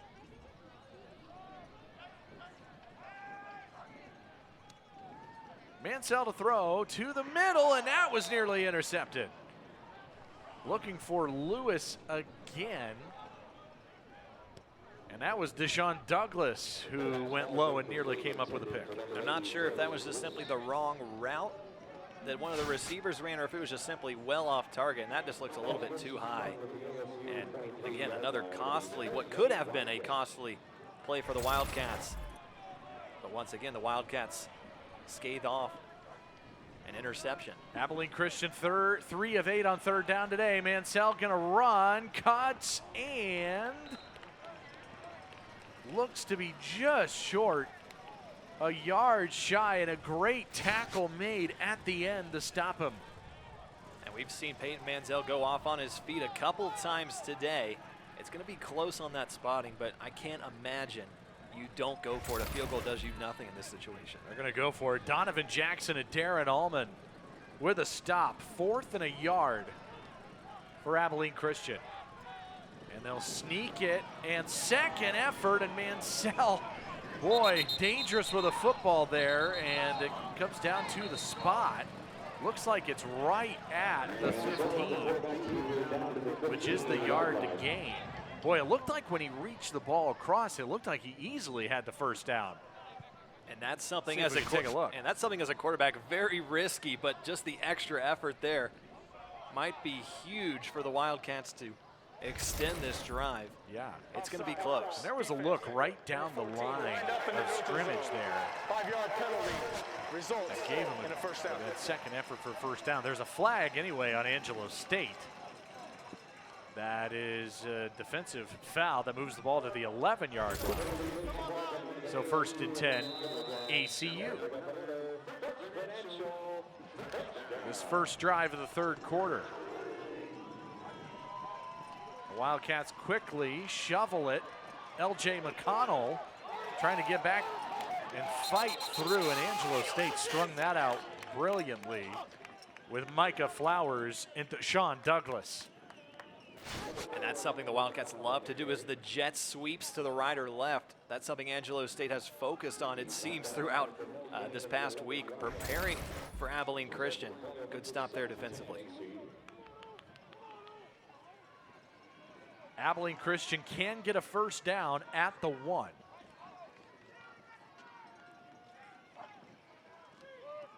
Play action. Mansell, end zone shot, and it is caught for the touchdown. Darius Lewis on a bullet from Peyton Mansell. And I'm not sure how exactly he was able to get it in there. There had to be 3 defenders in play, but a beautiful pass from Peyton Mansell. And this is now a much closer game, and it's much more competitive as we start this second half. Threading the needle touchdown from Mansell to Darius Lewis, the first career touchdown for Lewis, who's having himself a game. Blair Zepeda for the extra point. Abilene Christian scores on its opening drive of the third. What a throw from Mansell, 28-14.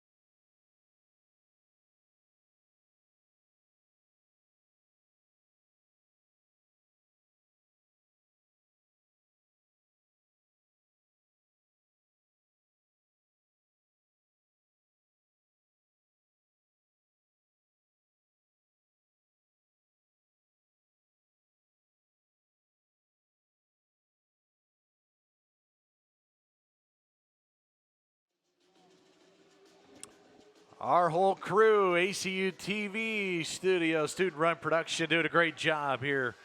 As always, some behind the scene looks. Angelo State all over Abilene Christian, 28-14, but the Wildcats are back in this thing, down by 2 scores as you get a peek behind the curtain of this wonderful crew running the show here today. Zach Carlisle alongside Owen Simpson.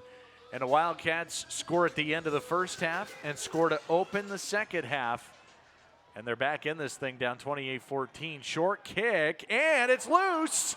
And it's recovered by Abilene Christian, and a huge break for the Wildcats. Jumping on the football, Robert McKnight. on the short kick from Blair Zepeda, and it's game on here in Abilene. And Angelo State just wasn't able to get to the ball in time. It was a short, high kick, and I believe it just bounced right off of the knee. As we take a look back one more time, he was running full speed ahead trying to get to it, and it just goes right through his hands. And the Wildcats, the full swing of momentum. And we're only a few minutes into the second half. It was 28-7 at the halfway point. It could be much closer after this drive. Zoran Rideau could not come up with it. Robert McKnight jumps on it. So this drive starts from the Angelo State 29-yard line. And a handoff goes to Tyrese White, who is smothered at the line of scrimmage. First one there, the linebacker Darren Allman. Back to the muffed kick. Short one from Zepeda. And it was just not a lot of communication from Angelo State. It seemed like it should have gone to someone else, not all the way back at the returner position. That was near the 20-yard line. That's something that someone else needs to pick up. And we saw the short kick in the first half that was called for a fair catch by Angelo State. And that time a muff. And a big first turnover of the game. Play action Mansell wants to throw back the screen to McConnell. He's got blocking. And the speedster down inside the red zone. And Abilene Christian in business, 13 yards for a first down. And just like I talked about at the beginning of the second half, we were going to see a lot of more movement in the backfield, a little bit more trickery from Abilene Christian, help them get back in this game. A good pass back to LJ McConnell when it looked like it was headed to the right side of the field. Good blocking and another first down for Abilene Christian. Cason McCullough Cooper with a tackle at the 17-yard line of the Rams. Mansell throws. McConnell, did he toe tap? Yes, he did. He caught it at the 8-yard line. High throw, but LJ McConnell with a spectacular grab. And McConnell was quiet in the first half, but that has clearly changed here in the third quarter, going back to back with McConnell. And what a catch. 1 foot in, full control. And now we're at a 2nd and short for the Wildcats. 2nd and 1. To the 9-yard completion. Dobbins, the running back. They give it to him. Jeremiah Dobbins cuts left. Abilene Christian's back in it. Second touchdown of the game for Dobbins in his 5th of the year. Abilene Christian an extra point away from it being a 7-point game. And this is exactly what Abilene Christian needed to do back earlier in the game. Give the ball to Dobbins when they need a big play. They do so right here. Dobbins, another score for the Wildcats. And man, this is a tale of two halves so far. Wildcats take full control here in the third quarter. Couple of things to note, how important that touchdown was at the end of the first half and how important 2 near interceptions were on the first drive of the second half. And Abilene Christian just like that. A 4-play, 29-yard drive to take advantage of the muffed kick. And it's a 28-21 game with plenty of time to go as we're only halfway through the third quarter. And here's where everything changed. Angelo State's up 28-0. Wildcats go on a 3-and-out. And let's go back again here to this kick.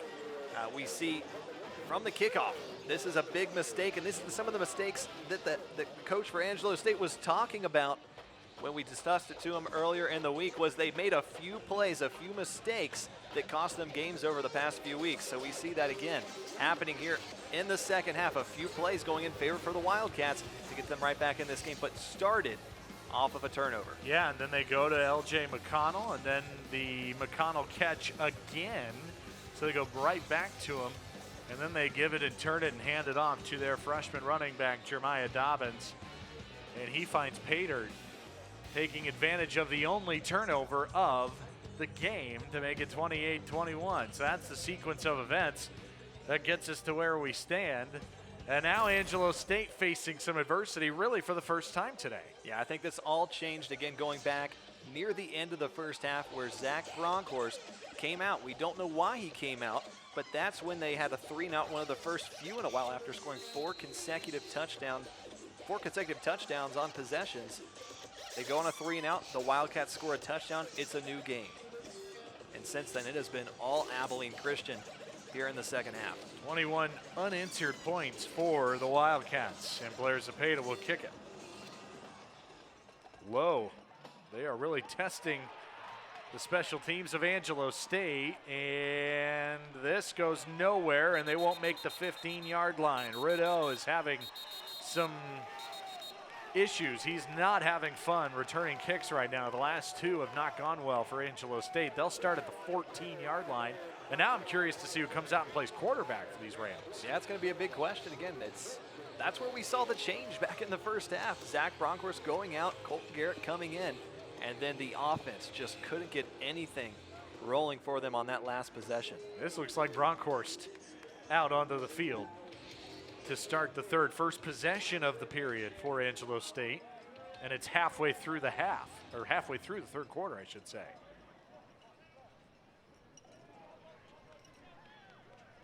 Third worst starting field position today for the Rams. And Zach Bronkhorst starts on the ground. Boy, that's worked well today for Angelo State in the clear. Running free. Alfred Greer is gone. 86 yards, and now 2 late flags come in at the 10-yard line. And I wonder if this is an illegal block in the back. And that has to be one of the latest calls I think I've ever seen from an official. I was surprised they didn't call it in the first place with a block in the back. It should have been a block in the back, and then they throw it after the touchdown call. We'll see. Illegal block in the back.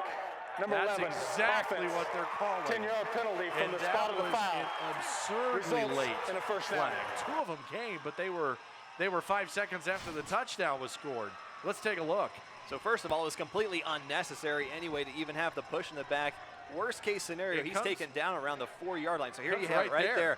A little bit of a push, and he might have caught him, but again, it's just some of these silly mistakes that can cost teams so much, but a big run to start off the offense for Angelo State in the second half. The flag's on Kellen Peugeot. Watch 11 come into your screen right there and push in the back. And so they bump it all the way out to the 33-yard line. That takes away an 86-yard touchdown run and a very unnecessary bump in the back because it was a touchdown. Greer was gone. And instead, it's still a huge gain all the way to the Abilene Christian 33-yard line. And now they go on the ground to Omayabu, and here we go again. That left side has been brilliant for Angelo State, down to the 19 for a 14-yard pickup. It's a different half, but the same problem for this Abilene Christian defense. They cannot stop the run to save their lives. It has just been dreadful to see this run defense and how they've performed so far in this game. They're going to need a stop if they hope to come back from this one. The offense has finally started moving. Now the defense needs to respond. And on first down, right back to it, this time on the right side in a rumble for 5 for Omayabu, who coming in through today was averaging 4 yards per carry. And, I mean, today it's been spectacular, 5 yards per carry.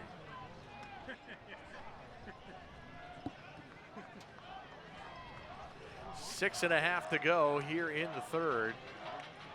And now Bronkhorst is going to keep and gets maybe 1.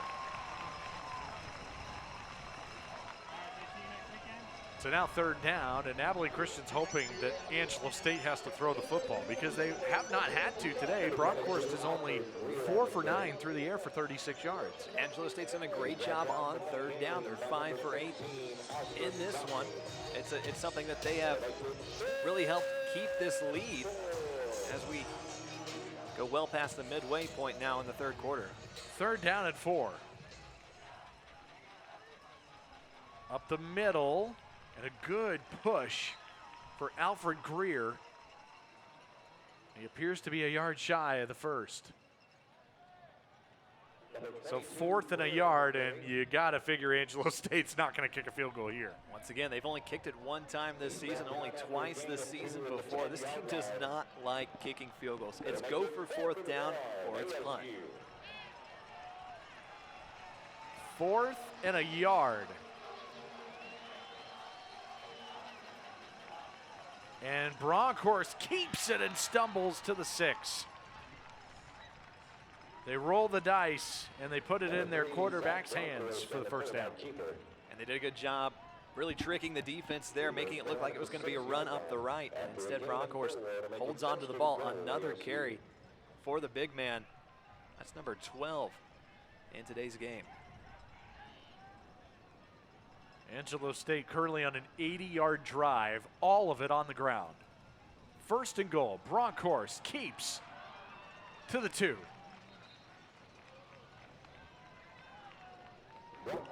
Trying to sniff the end zone, and Abilene Christian stops him just short. Coy Richardson with a tackle. You have to think this is a big drive for Angelo State, especially after Abilene Christian. 14 unanswered points as quickly as it was. Good opportunity to shift the momentum back in their favor. The handoff here and penetration of the line of scrimmage. Torrey Hargrove, first man home to take down Omayabu, who's knocked down for a loss of 2. So here we are, another situation, another 3rd down. Can the Wildcats finally get a stop? And then what we'll probably expect to see is another stop. That's what I was going to say. Another 4th down. They may have to stop him twice. Exactly. Under 4 to play in the 3rd quarter. It's 2 down territory to say the least. Angelo State 5 of 9 on 3rd down today and 1 for 1 on 4th down. 3rd and goal. The fake, and Gibbons obliterates Bronkhorst. And did he take the ball from him? Yes, he did. Oh my goodness. What an unbelievable play by Jack Gibbons. That's all America stuff. And that might be the biggest hit Zach Bronkhorst has taken. You're at the end of 2nd and just obliterated. He had 1 second to throw, not enough time. And it's a turnover and a big shift back in favor for the Wildcats. So the interesting part is this a fumble? Well, yeah, it looks like it is. Yes, it is. Gibbons absolutely lays out Bronkhorst. And the leader of this defense steps up when they needed him the most. An absolute hit stick right there from Gibbons. His 2nd recovered fumble in as many weeks. Abilene Christian gets a defensive stop and starts with Tyrese White on the ground for 4 yards.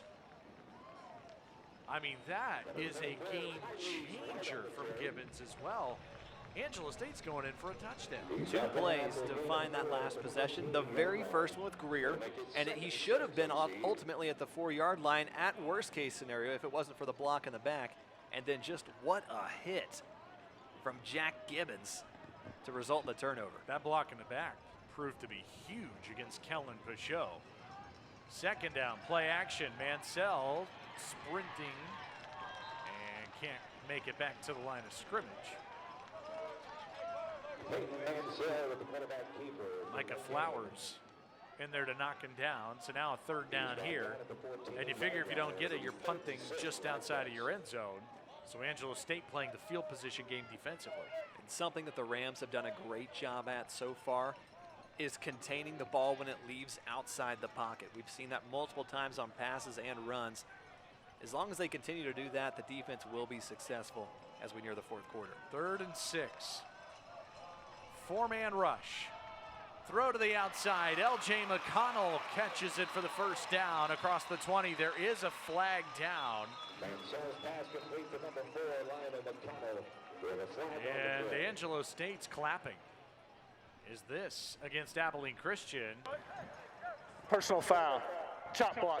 72 and 53 offense. That is a chop block half the distance to the by goal. the center. 3rd down. And right guard, Nico Russalilo and Cage Hendricks for Abilene Injury Christian. timeout. And it's a personal foul. Chop block as well. So we see a costly penalty on the last possession with Angelo State in the block in the back, and then here another costly penalty for the Wildcats. 3rd down when we come back.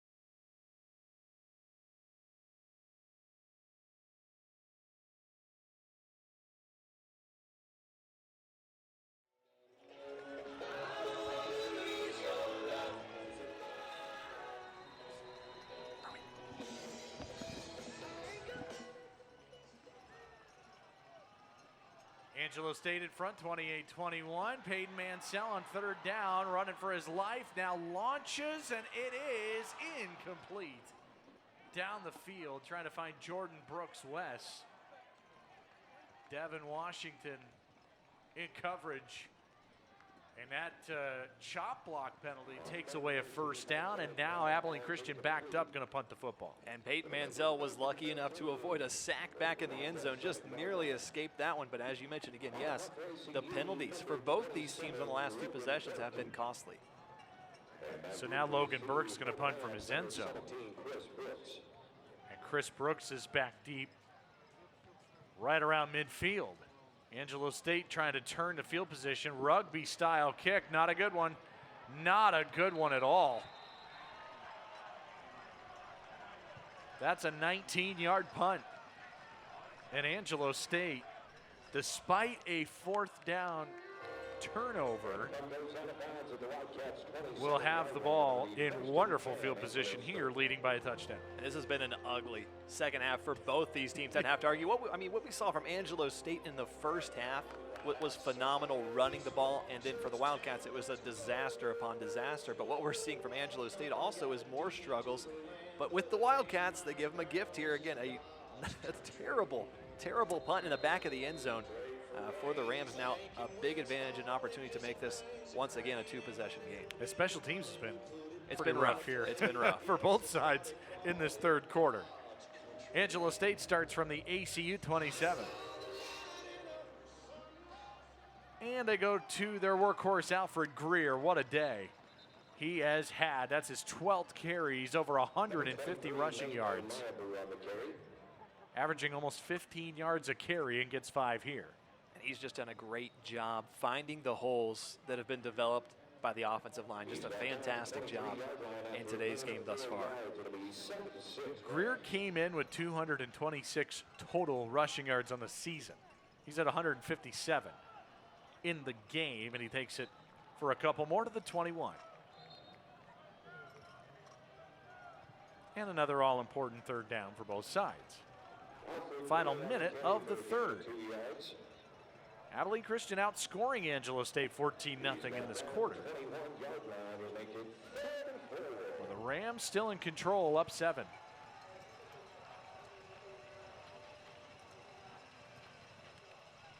Third and 4. Bronkhorst to the air, incomplete for his tight end Dagan Dunham, and Jaron Parker in coverage for Abilene Christian, and another decision coming for Angelo State and head coach Jeff Gersh. I don't think it's a decision, quite honestly. They're going to go for it. It really does blow me away how much they love to go for it on fourth down. This is a situation like, you know what? If you trust your offense, put them out there. This is something that they have to ultimately win in these battles, is the fourth down conversions that can ultimately decide the game for both these teams. This is coming into the day, and they're 1 for 1 today, are the Rams. So 4th and 4. Bronkhorst picked off. It's Gibbons. Coming the other way, Jack Gibbons. Back-to-back takeaways for the senior. And he has Abilene Christian's first interception of the season. And he is keeping the Wildcats in this one, coming from behind, making it a much closer game. 2 consecutive turnovers, as you just mentioned, for Gibbons. 1, an absolute beatdown of a sack and forced fumble. This time, does it by the air. Looking for Kellen Pichot and Jack Gibbons. Unbelievable. The senior also blocked a field goal against Stephen F. Austin a couple of weeks ago. First down for Abilene Christian, down 7. Jeremiah Dobbins, the freshman running back, with a good surge of 7 yards on first down.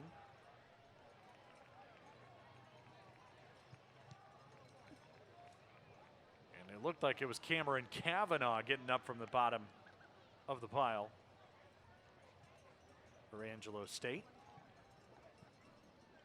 And I don't think Abilene Christian's going to run another play in the third quarter. Game on at Wildcat Stadium. 3 quarters in the books. It's Angelo State 28 and Abilene Christian 21. And we go to the 4th quarter after this on ESPN.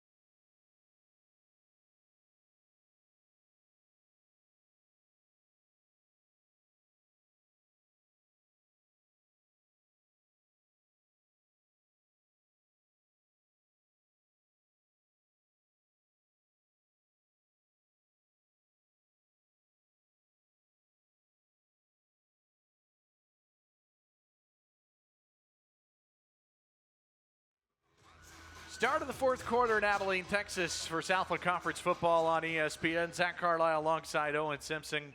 Glad to have you with us today. And Abilene Christian down by a touchdown.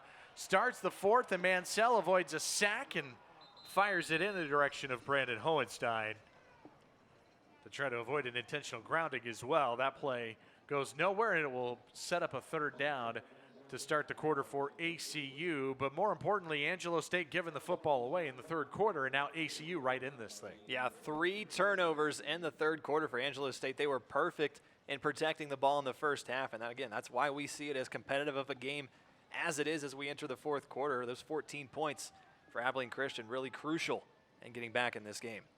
3rd down and 3. And they go to Dobbins, the right side for the 1st down. To the ground on 3rd down, and the youngster picks up the 1st to midfield. And Dobbins has become their lead man as we enter near the end of this game. That's his 8th carry there. He's had 2 touchdowns and averaging well over 5 yards a carry, really bolstering this offense back into motion. ACU trailed 28-0, scored a touchdown right before the end of the 1st half, opened the 3rd quarter with a 13-play drive for a TD, then took advantage of a muffed kick for a touchdown, and now they have it down a touchdown here, and it's Dobbins again. No correction, Tyrese White, who comes in and picks up 1. And the tackle made by Cola Pulu. the senior out of California. Gain of 1 for Tyrese White. They love their running backs at Abilene Christian, and they're in position now where they don't have to abandon the run game just down a touchdown. Exactly. That was in a situation that we saw near the end of the first quarter. It was like, okay, hey, they need to pass the ball. They have to get back in this game. Well, they're back in it. Edge blitz, and it's batted down on the slant route throw. Donovan Jackson tipped it into the air. And third down coming up. And a player down for Angelo St, Deshaun Douglas. And we'll take a timeout with him. Early in the fourth, ACU faces third down when we come back.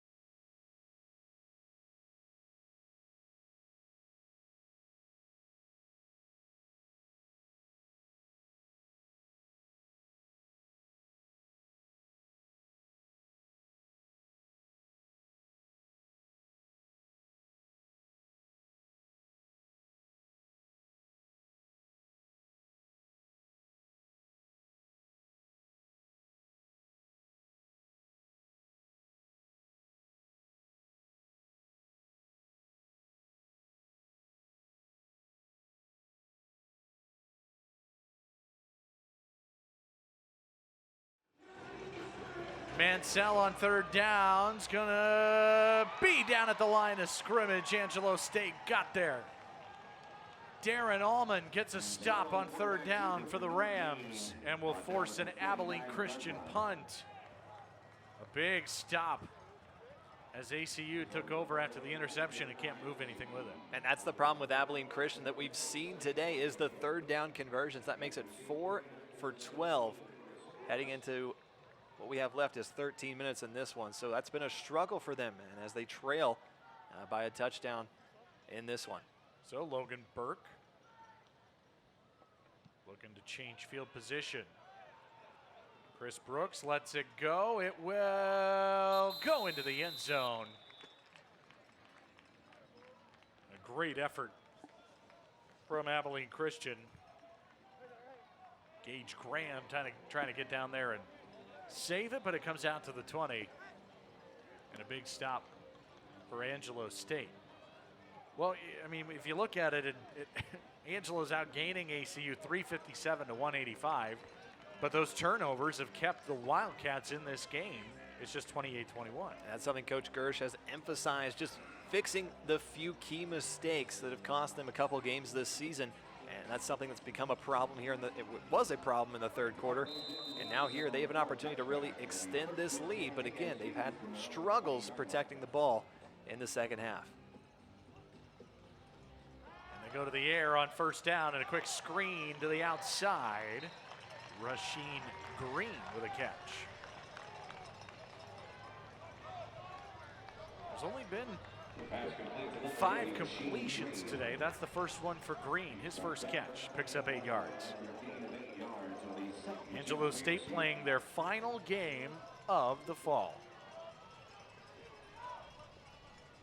Coming in with a 1-2 record with Win over West Texas A&M in the opener, and then losses to Stephen F. Austin, and then to West Texas A&M. And that was a disaster on a snap, and a flag is down, a couple of them. I think this is against Angelo State.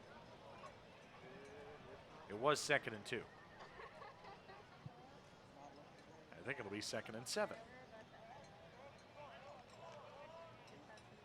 Tell us about it, Scott Harden. Prior to the snap, illegal snapping infraction. 5-yard penalty. It'll still be 2nd down. Snap infraction. Angelo State. Let's see this ball move. There it is. Yep. Can't do that. Alfredo Fernandez, the center. Just tried to roll it back there. Just some of these key mistakes that are creating more and more problems for Angelo State here in the second half. 2nd down to the outside. Quick throw and catch to Green for a first. Soft coverage on the outside. They gave him just enough space to create an open hole. Quick throw, easy first down.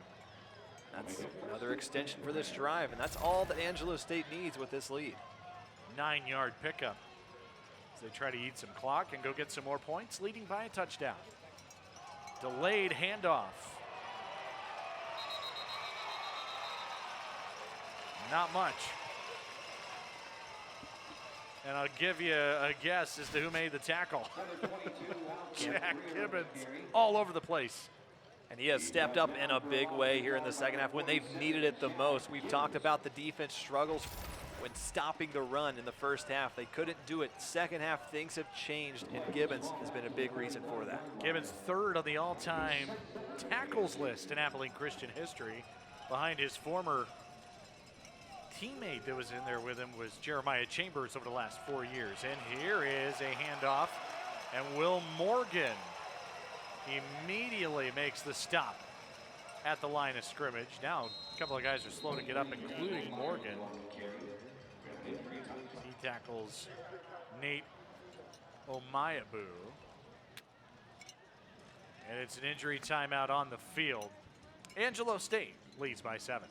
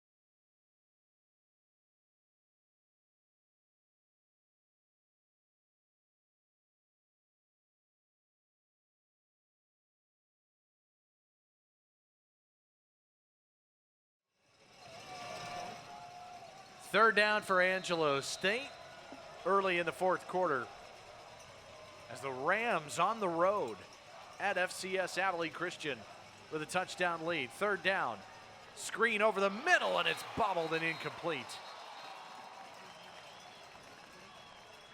And they're looking for Zoran Riddle, and he couldn't hang on to it. And there wasn't much there, even if he would have been able to catch it. A great stop for the Wildcats and a necessary stop for the Wildcats. They're going to have something rolling on offense. They haven't been able to do anything in the past couple possessions. They'll need that now. So go back to last week, Abilene Christian playing on the road at Mercer allowed just 82 total yards in the second half of that game. And they have been very good today in the second half against Angelo State. And the Rams punt. And Jordan Brooks West calls for a fair catch and a stumble, but he's got it at the 28-yard line. So it's been a combination of good defense, Angelo State with some turnovers. Abilene Christian, their offense has stalled a little bit here, but again, an opportunity to get this thing tied, trailing by 7. It's definitely more competitive in the second half compared to the first half. Let's just go back. First half total yards, Angelo State with 265, ACU with just 72, but now we're at 109, 113 total yards from both these teams in the second half. And the Wildcats start from the 28-yard line. And a play action. Mansell lasers one down the field and it's dropped right at the 50-yard line. A lot of heat on that one. A fastball dropped by Darius Lewis. And if he catches that one, that might be going for 6 because he had absolutely no one in front of him. Just one of those passes that sometimes might be too easy to catch that you just drop it, but there are no excuses for that one. Mansell has a cannon on that right shoulder. Second and 10. To the air again. Lewis, screen, nothing. Darren Allman stops him in the backfield. That's a 3-yard loss. And after that play, you see how costly of a drop that was on first down for the Wildcats. So third down. And that's a spot where Kobe Clark has been their bubble screen guy. And now, who do you turn to on third down? Mansell avoiding the pressure and can't escape the blitzing Letty French the second. And he got caught up with Nico Russolillo from the offensive line trying to escape the pocket. But a great job by Angelo State to ultimately just swarm him. Nowhere to go as you see him getting bumped up against the line. And a big stop again for the Rams there on third down. French coming around and then up through to sack Mansell.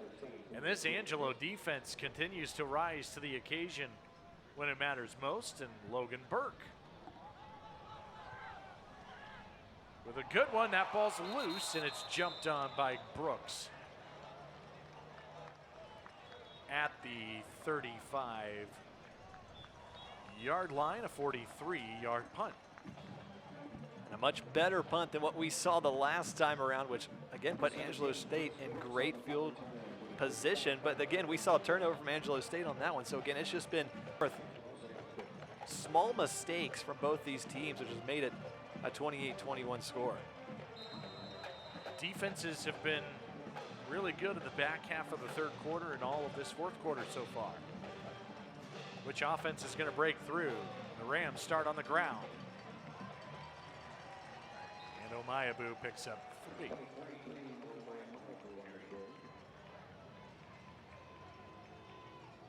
So you figure Abilene Christian playing their first of just 2 home games this year. Next week they'll host Arizona Christian, and then they'll close out their 8-game fall schedule, which has now turned into a 7-game fall schedule because they had a game with West Texas A&M canceled earlier this year. They'll close it out in 2 weeks at the Virginia Cavaliers of the ACC. Omayabu up the middle, slicing his way for 5, and third down coming up. And he's just trying to make something out of nothing on that play, but because of that something makes it a much more manageable third down. And for all we know, if they pick up a couple of yards here, they may go for it on fourth down again. 8 minutes to go. 3rd and 3. It's Bronkhorst who's going to keep it, and he's only going to get a yard. Jacob Thielen played that well on the defensive line. The redshirt freshman from Colorado with a stop. So 4th down and 2 and a decision for Angelo State. And looks like they're going to punt. And you've got to think, too, I think this is a good decision. There is a lot more at stake if you don't get it on this 4th down conversion, because great field position for the Wildcats. A punt is a wise decision. It's a good move. With how well their defense has been playing yes, over the last few possessions, too.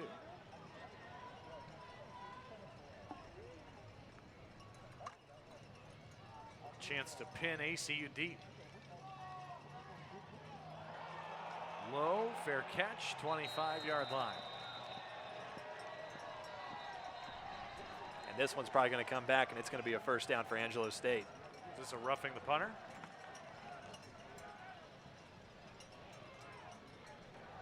Personal foul. Roughing the kicker. Number 1, defense. 15-yard penalty. Automatic. 1st down. Huge play. And he says it was number 1. I think it was 2 players for the Wildcats that ran into the punter. And it's just some of these silly mistakes that we've seen from both these teams in the second half that have been so costly as we near the end of this matchup here in the 4th quarter. Even if that would have been running into, it was only 4th and 2. Right. So it would have been a 1st down anyway. Let's see if we can get a look at it here. Right there, low.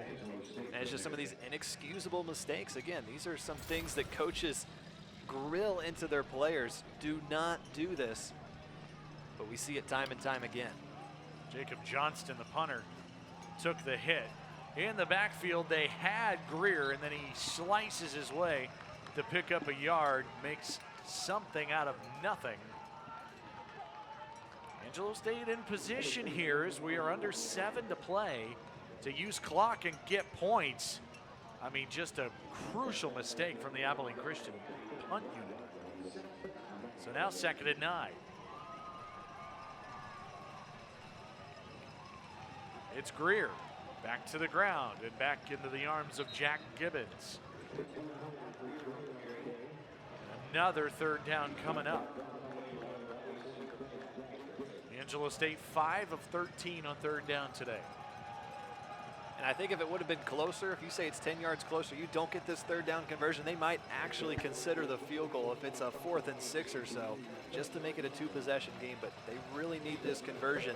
They want to try and grill a little bit more of this clock off of the scoreboard. They need the Abilene Christian 32-yard line. Wrong course to throw, 4-man rush, and he is tackled by Jordan Pop, who gets home for the sack. Outside the 40. And the defense does it again. A big stop on 3rd down. A big sack in the backfield, and another crucial decision for Angelo State. This time they're going to go for it on 4th and 9.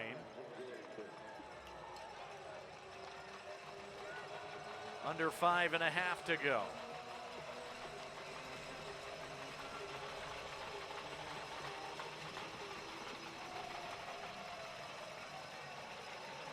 This is going to be a kick.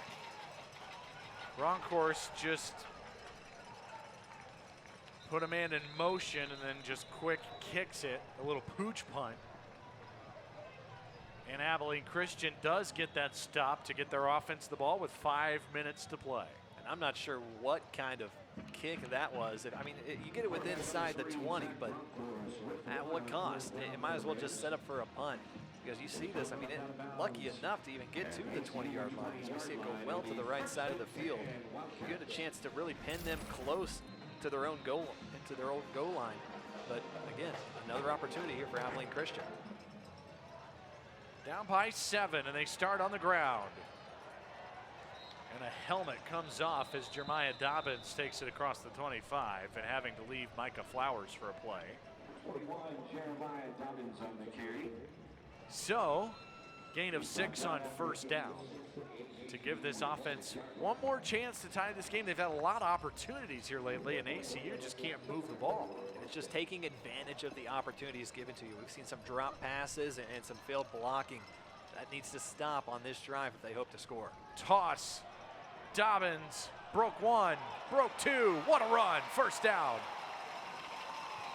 And that's what they love about the kid. The freshman just making these great moves, breaking tackles, and getting a big first down for the Wildcats. We saw 2 broken tackles there, and a nice shift cut to the left, ultimately taken down after a big gain.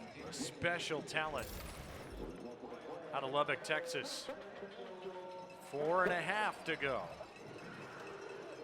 Both teams with all 3 timeouts. Mansell fakes, looks to set something up, and it's incomplete, and that looked strange from the start.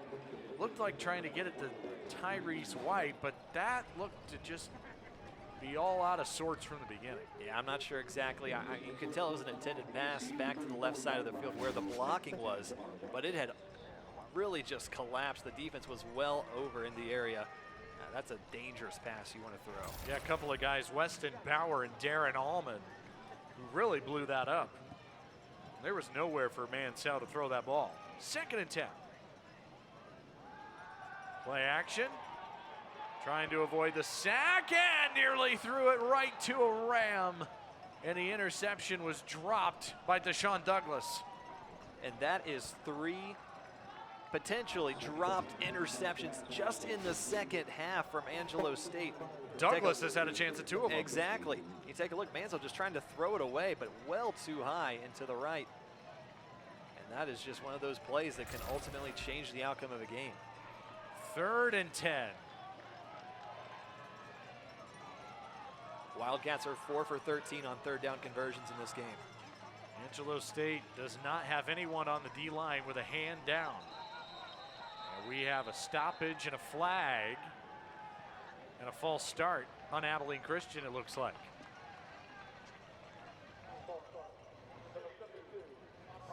Five-yard penalty, still 3rd down.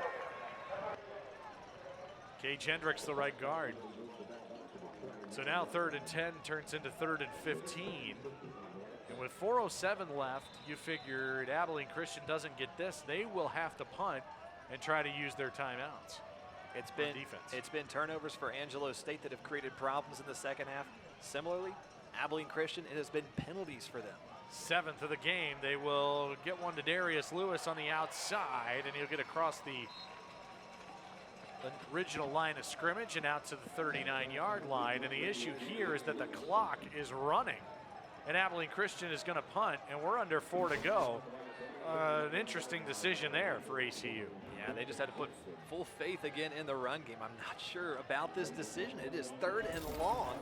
And I think this is, when you run the ball on 3rd and 15, it kind of shows that we don't expect to get the first down, so we're going to play it safe. But if you don't want to get the first down, that's fine. You have to at least stop the clock. Here is a punt, and they want to get away from it to the Rams, and it bounces outside the 20. So that eats at least a 40 seconds off the clock. Angelo State trying to ice this game when we come back.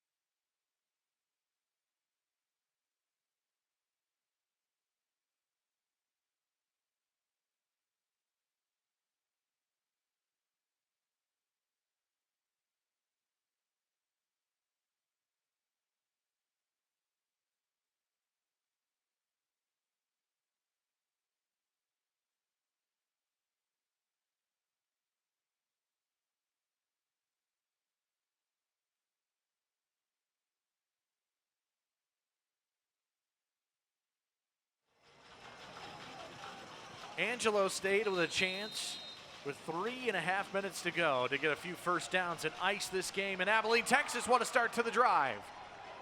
Alfred Greer, who has been the player of the game so far for Angelo St, picks up a first down to start the drive. And a couple more big plays. And he's really on the field. 200 If the rushing runner was yards. short of the He's first had 3 down, touchdowns it'll be as second well down. in this game. A great way to start the drive and really come up with a big upset. There are just a few big plays away from that as we near 3 minutes left in this game. Yeah, to your point, 17 rushes, 206 on the ground today for Greer. Averaging 12 yards a carry. 2nd and 1. And Greer did he get enough on forward progress? It's close. He needed the 32. I think he's right at it. Yes, it looks like a first down. They're going to move the chains. 1st and 10, Angelo St. And now Abilene Christian will have to start using some timeouts.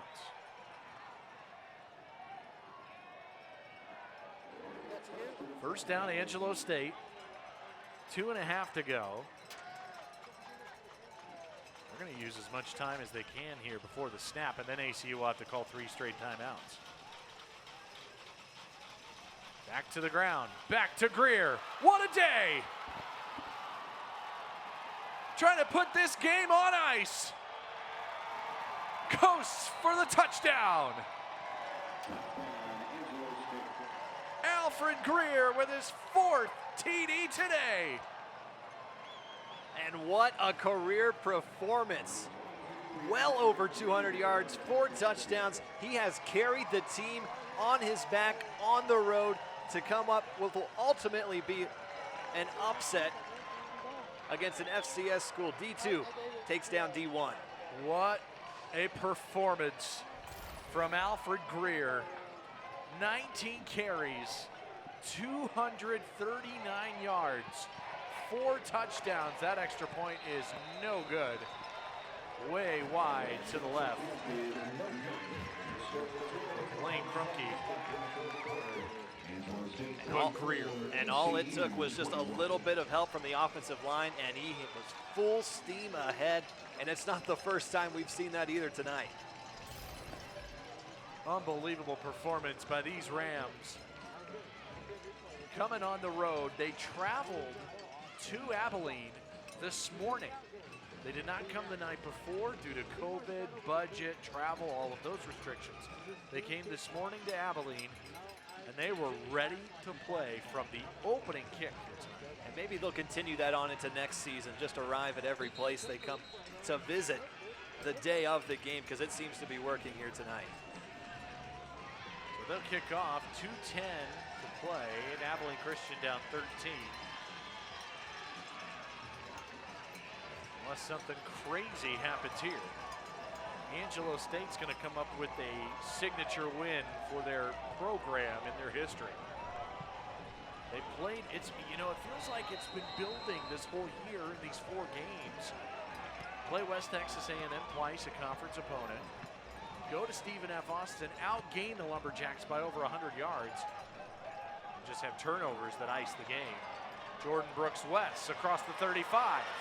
A spark, and ACU might not be done as he gets all the way out near midfield. But the Wildcats with 2:04 will have to score very quickly. Either hit a stop defensively or an onside kick.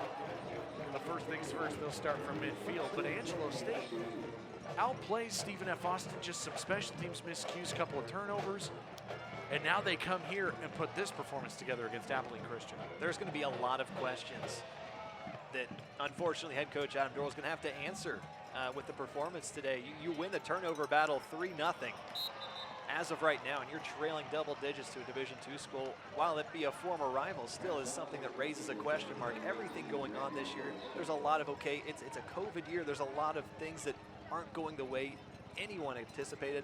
But this is certainly something that a lot of people did not anticipate tonight. Yeah, it's a valid point for sure. 1:59 left. That incomplete pass intended for Dax Neese.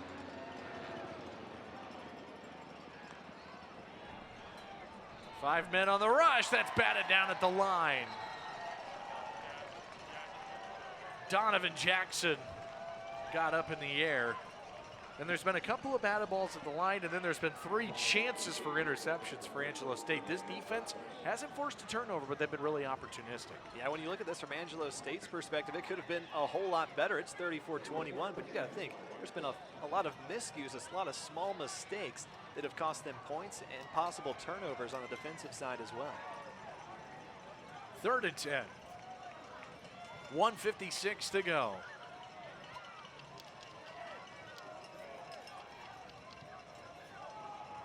Tyrese White on the ground. Does he get to the sideline? No, they will keep that clock a-winding, and Abilene Christian calls timeout, and it'll be 4th down after just the gain of 3, and they decide to run it on the ground. And Abilene Christian will take their first timeout of the half. This team from opening kickoff just didn't This will be a full like they were in the right timeout. place. It really seemed like that. We saw something at the beginning of the 3rd quarter, the opening drive touchdown. But after that, it seemed like it just went right back to where we were in the beginning of the game. Both of these teams, it's just been Angelo State has been ready to play, and Abilene Christian has just struggled to get started. Is it something as simple as this is just, they flat out overlooked Angelo State and didn't take it seriously? Because this is a loss that is not going to sit well with folks here in Abilene. And there's been a lot of close games for Abilene Christian this season. You got to think Mercer coming off the first season win last week, a very close, hard-fought game. Same thing with Stephen F. Austin. And then on UTEP as well in the season opener, there's been a lot of close losses. But then in this one, this is a loss that was, 1, not expected, and 2, to be this significant as well. Has it really been that close of a game? To me, 34-21 does not tell the story. If you take out the Angelo State turnovers, right. I don't know if this game's that close, quite honestly. Mansell running away. 4th down. Winds up, 2 wide, incomplete, and Angelo State will take over on downs. Intended for Dax Neese. With 1:41 to go, the last heave doesn't happen for Abilene Christian, and there's that final nail in the coffin for one of the more impressive wins of the year around college football. A Division II going to a Division I FCS. Angelo State is going to be celebrating for a long time. It's a rare feat to say the least, but you have to go back to the performance from Alfred Greer. Just what a performance. 19 carries, over 200 yards, 4 touchdowns. Again, he carried this team on his back, and when the Wildcats responded early in the second half, he was right back to come in with a final touchdown that sealed the deal. Trying to look and trying to do some research on how many times the D2's beaten the D1. It does not happen very often, folks. We'll tell you that right now. Here's a handoff. And behind the line of scrimmage is Nate Omayabu III. Abilene Christian will take their second timeout. Abilene Christian will call it second timeout with 1:33 to play.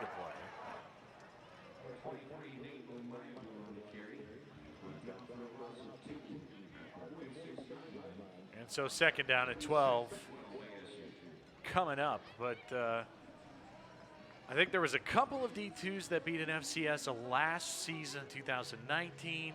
But again, there's just not. This is something that does not happen in college football. Scholarships, depth, money, budget, coaching, recruiting.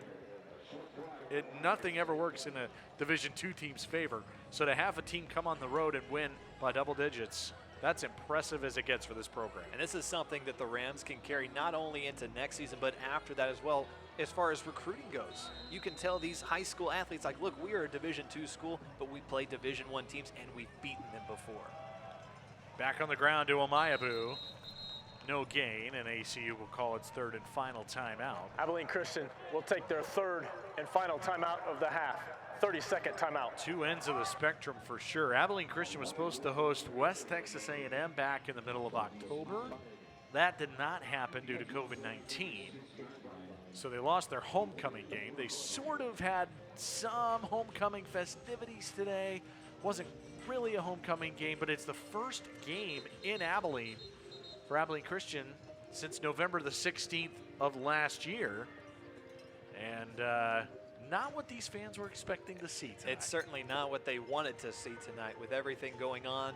It's good to have a fresh sense of, okay, we're still having something normal happen. Well, the outcome of this game certainly wasn't normal.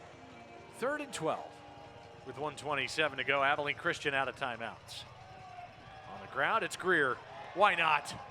Up the middle for about 8 yards. He still seems like he can go another quarter. He's had the final laugh for sure. 20 carries for both Omayabu and Greer. But Greer's had the career day. 20 carries, over 240 yards, 4 touchdowns. He has been nothing short of spectacular. Under a minute left tonight. So the Rams will take this into their offseason. 4 games this fall, that's it. Getting ready for next year, and there's no better way Angelo St to go into your offseason than with a full timeout. road win at a Division I school. It's the biggest win this program will ever have. And that's the best feeling you can ever have. Not only are you going on the road to play a team that everyone expects you to lose by likely double digits, but not only do you beat the team, you beat them handily.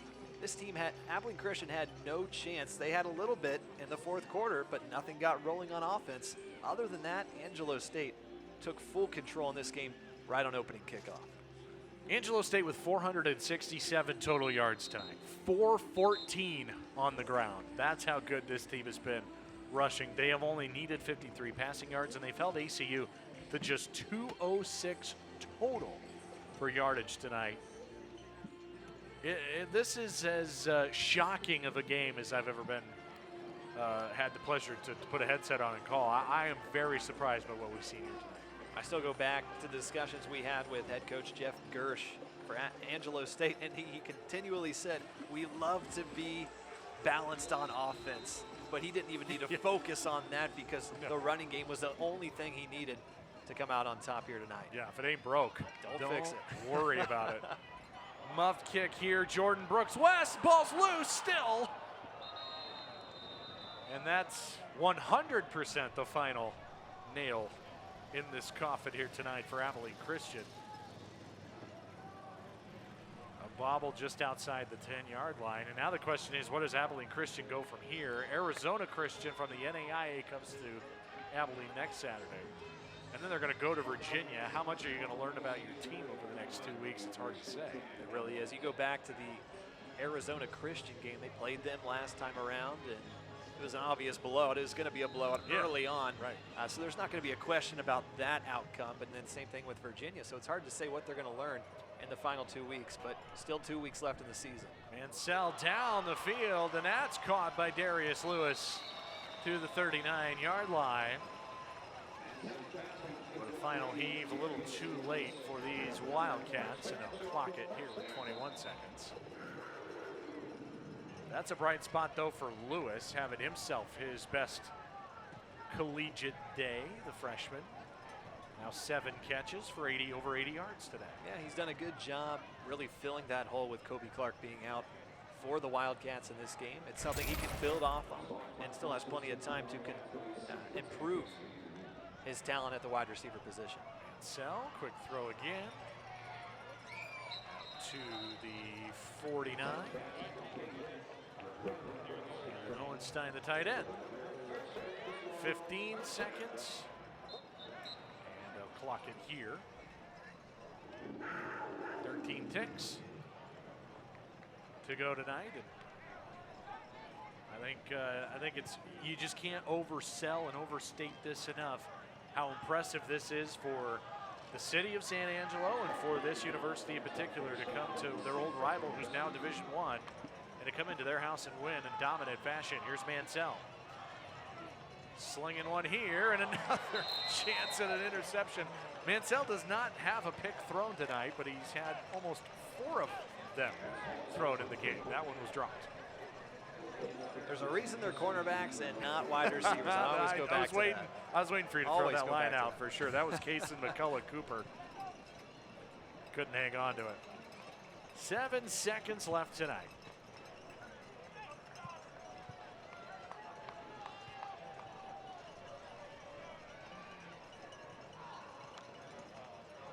and Mansell. Deep shot, no one there. 4th down with 3 seconds to go.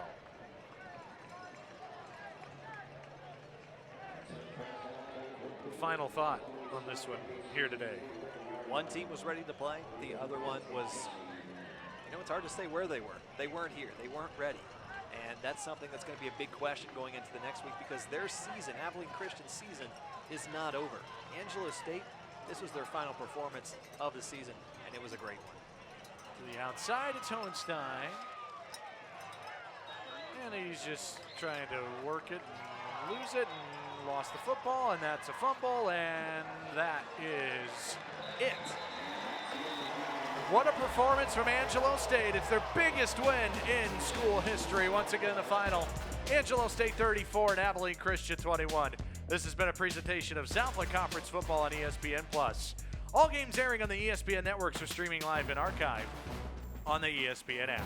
Until next time, Zach Carlisle, Owen Simpson, and our entire crew, the gang headed by Hutton Harris, Glenn Lasoya saying so long, take care, good night from Abilene, Texas.